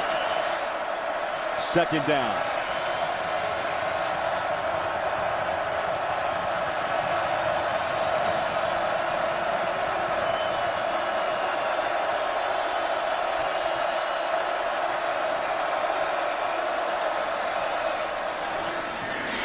Quick throw. Reese spins out of a tackle, reaches forward, looks to have a first down at the 46-yard line. The pressure that both of these offenses put on defenders to tackle in the open field is immense. And Carl Joseph, the true freshman, gets just enough to get him down to the ground. The only hard part, he still got the first down. Florence back to work. Home run ball up top. There's contact. Flags are down and a catch at the 10-yard line. Terrence Williams, the go-to guy, makes the reception, but flags are down as both receiver and defender battle for possession. Defense, number 5. Penalties decline. Result of the play. First down. Jersey got caught up there. That's number 6, Pat Miller. Been in the middle of a lot of action. Proper thing and continues to run. That's how you get the jersey to be stretched away from the body, and it becomes obvious for the officials. So a smart play by wide receiver Terrence Williams. Injured player down to the 21-yard line. That's an injured Baylor Bear. Very physical game. Yes, high scoring, but these defenses have been putting the hit on this entire game.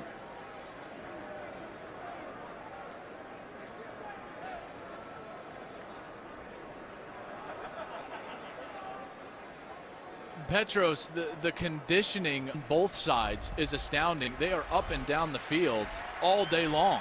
1,300 yards total today by the two teams. Terrence Williams does not seem to be a guy that gets tired. And then you look at the other side of the ball, Tavon Austin, unbelievable. 2.5 hours out here at a very high level, and they just don't seem to get tired. I mean, anybody else would be in an ice bath. This is unreal offense we're seeing here, guys. A lot of time left. Hit the 12-minute mark. Baylor trying to knock on that door once again. They try the middle of West Virginia. Salubi stopped. No gain. With a little play action fake to a guy like Salubi, and then trying to run those hook routes behind the linebackers, but no back in the backfield here for Nick Florence. Second down. Quick throw. Salubi reaches out past the 10. They'll knock him down at the 7-yard line. Carl Joseph, again, the true freshman, 197 pounds, 2-time Orlando Sentinel Player of the Year.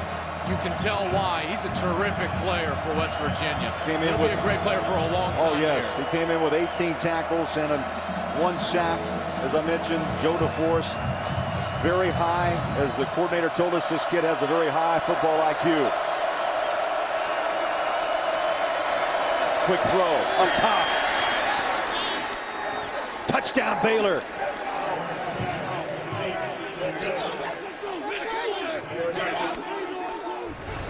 Antoine Goodley picks up his first touchdown.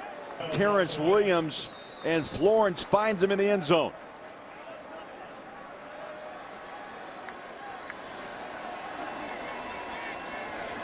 Extra point.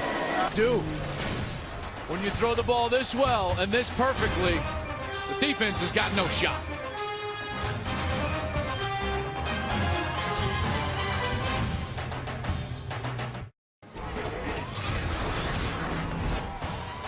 Well, in order to win the Heisman, it's not just about what you do on the field.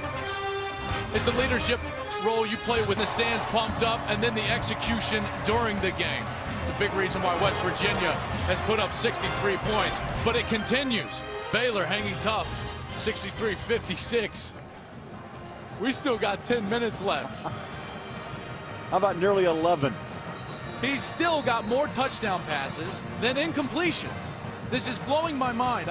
He's thrown it 43 times. He's got 5 incompletions, 7 touchdown passes. And 577 yards. That's not right. You're not supposed to do that. You can't even, quarterbacks don't even dream of a game like that the night before a game. It's like, wow, that's just a dream. This is better than a dream. You know, Joel, you made a great point. It's what you do in November. 5 yards deep. This game, and Petros, this game could be the defining moment for Geno Smith and holding the Heisman in New York in December. It really could be. It is one that they'll point to, but he's got to continue to put up numbers. But guys, this is one of the most explosive and high-scoring games between two ranked teams ever. I mean, Baylor's 24th, West Virginia's 7th. They're both undefeated. This isn't one powerhouse versus a 1-3 team. I mean, we're really seeing something special here this afternoon in Morgantown. Great point. Both undefeated. West Virginia number 9, Baylor number 25 in the country. Geno Smith out of the pocket, throws, and a hard tackle thrown down. Nick Johnson brought some pressure, and a rare pressure by Baylor. I remember, let's go back one season, guys, to the bowl season. And it was Baylor in the Alamo Bowl that put up crazy points, 67 against Washington. Well, it was just a few days later in the Orange Bowl when West Virginia and Geno Smith put up 70 points against Clemson. So these schools used to things like that. By the way, those were bowl records. The 67 was a bowl record, and then the 70 beat that record. The loss of nearly 2, second down, call it 12. In traffic, tough throw, tough catch at the 27-yard line. J.D. Woods, there's the eyes shielded by Geno Smith. Petros, Baylor needs to get back to pressuring. That's when they had success and got off the field. And it's this situation. Force the underneath throw rather than letting Geno Smith sit in the pocket and pick you apart down the field. It's not going to be easy, though, Joel. I mean, they had their opportunities to hit him in the first half, but now he's got so much confidence. And like you talked about earlier, Baylor's defense is tired. Empty backfield, Geno Smith. Bears show some blitz on the corner. Now they pull back, bring it up the middle.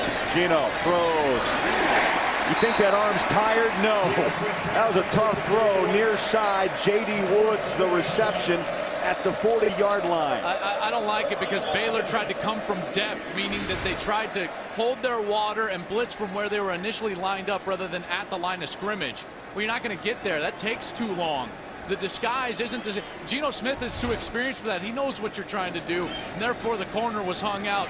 One-on-one coverage. Oh, West Virginia, and he prides himself. He prides himself on those reads. He is so good at Bowie, the ball carrier. 2 yards, maybe 3 to the 43-yard line.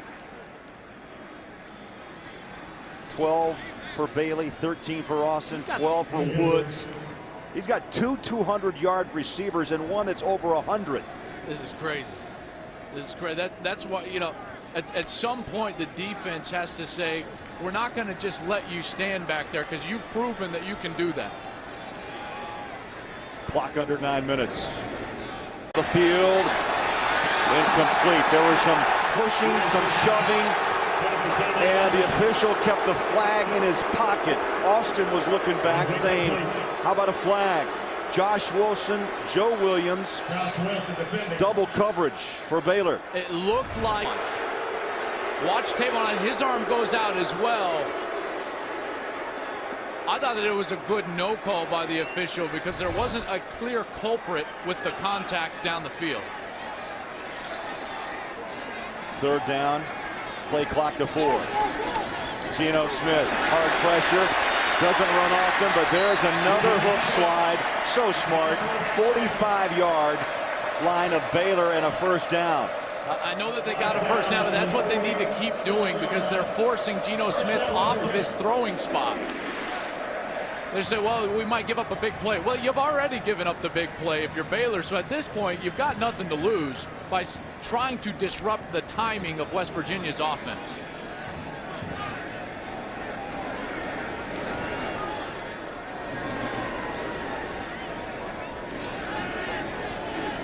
Fresh downs at the 47. On the ground, picking his way through traffic is Bowie.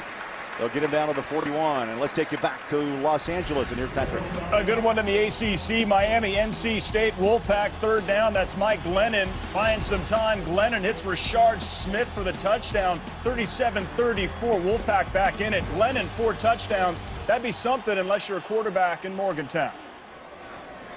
Patrick, I would agree. Any other day, I would tell you that's a shootout. But no. Right.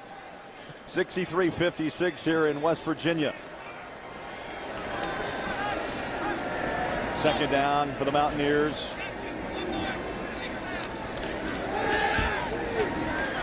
Throw, Thompson, near side. Knocked down near a first down. This depends on the spot. Looks like they're going to move the chains, and they are at the 37-yard line. Chance Casey came up and made that tackle. He broke down and kind of waited for the wide receiver to come to him. That's what allowed him to ultimately get to the scene. Holgerson's been in today. You know, you don't get in the right concepts, get in the right formations, and he's done that against Baylor. Came over from Oklahoma State as offensive coordinator to take the helm here at West Virginia. Probably the best stand against the run for Baylor as Lackey came in to make the hit on Bowie.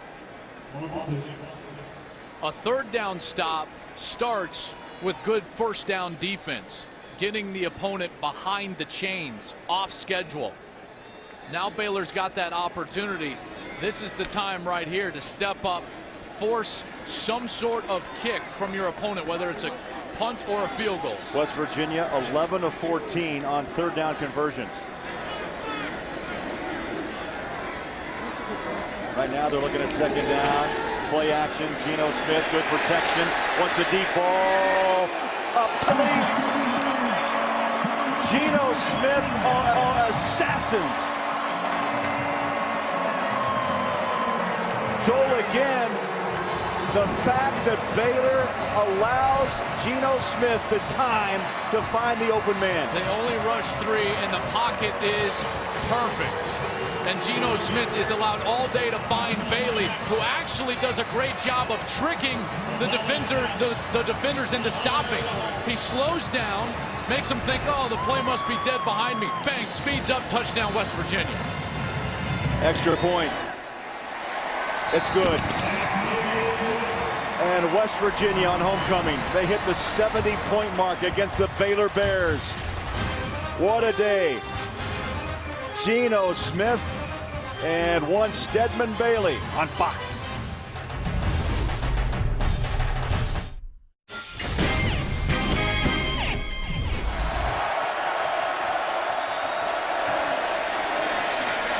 On the ground. Are needed by Art Briles and the Bears. That was a pickup of 7. Again on the ground. First down. They move the chain. C-Strunk his second straight carry. And a 14-point advantage for West Virginia. On a knee. Sliding. The catch is made by Williams. Terrence Williams has had a great day, and it's been on plays like that. The hitch patterns, the curl routes on the outside with the soft coverage. And Florence has been able to find him. 14 receptions, 257 yards for Williams as C-Strunk. Short. No. Lost a yard. Back to the 43. Quick throw. Down low. And a completion at the 48-yard line to Terrence Williams. On the play action, Florence. Deep ball up top. Caught inside the 10-yard line. And Williams having a monster day. He'll take it at the 8-yard line. And Baylor is still in business. 44 yards. They stop the clock to set the chains. 3:44 to play. First and goal inside the 10-yard line. Florence, one pump, end zone. Ball batted down, incomplete. That stops the clock on the incompletion with 3:15 to play. He's got the call and the ball and the throw. Contact, incomplete. The ball hit Norwood about the same time Carl Joseph laid the wood on him. Third down and goal. Up top, they want to jump it. Got it. Indication, yes, Terrence Williams. Touchdown Baylor. Who else? That's the second time they've gone to that corner jump ball. Great job to put the foot down.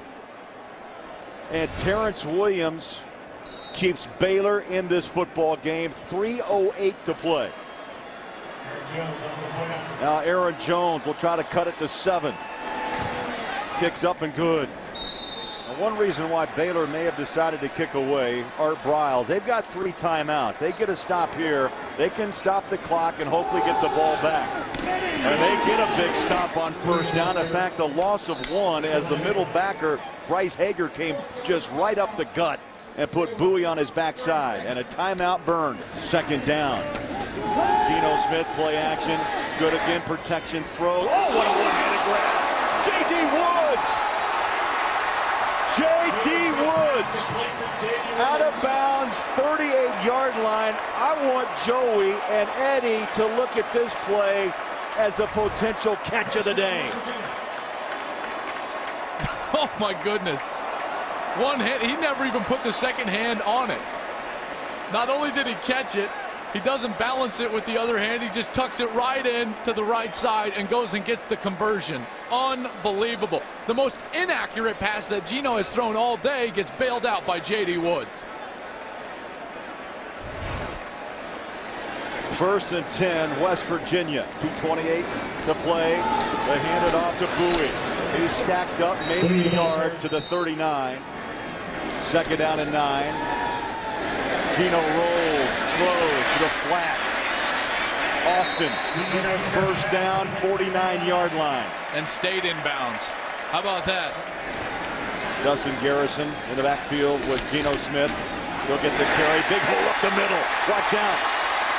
Stiff arms and is tossed out of bounds at the 37-yard line. And Joe Klatt, that just may cap a wild day in Morgantown.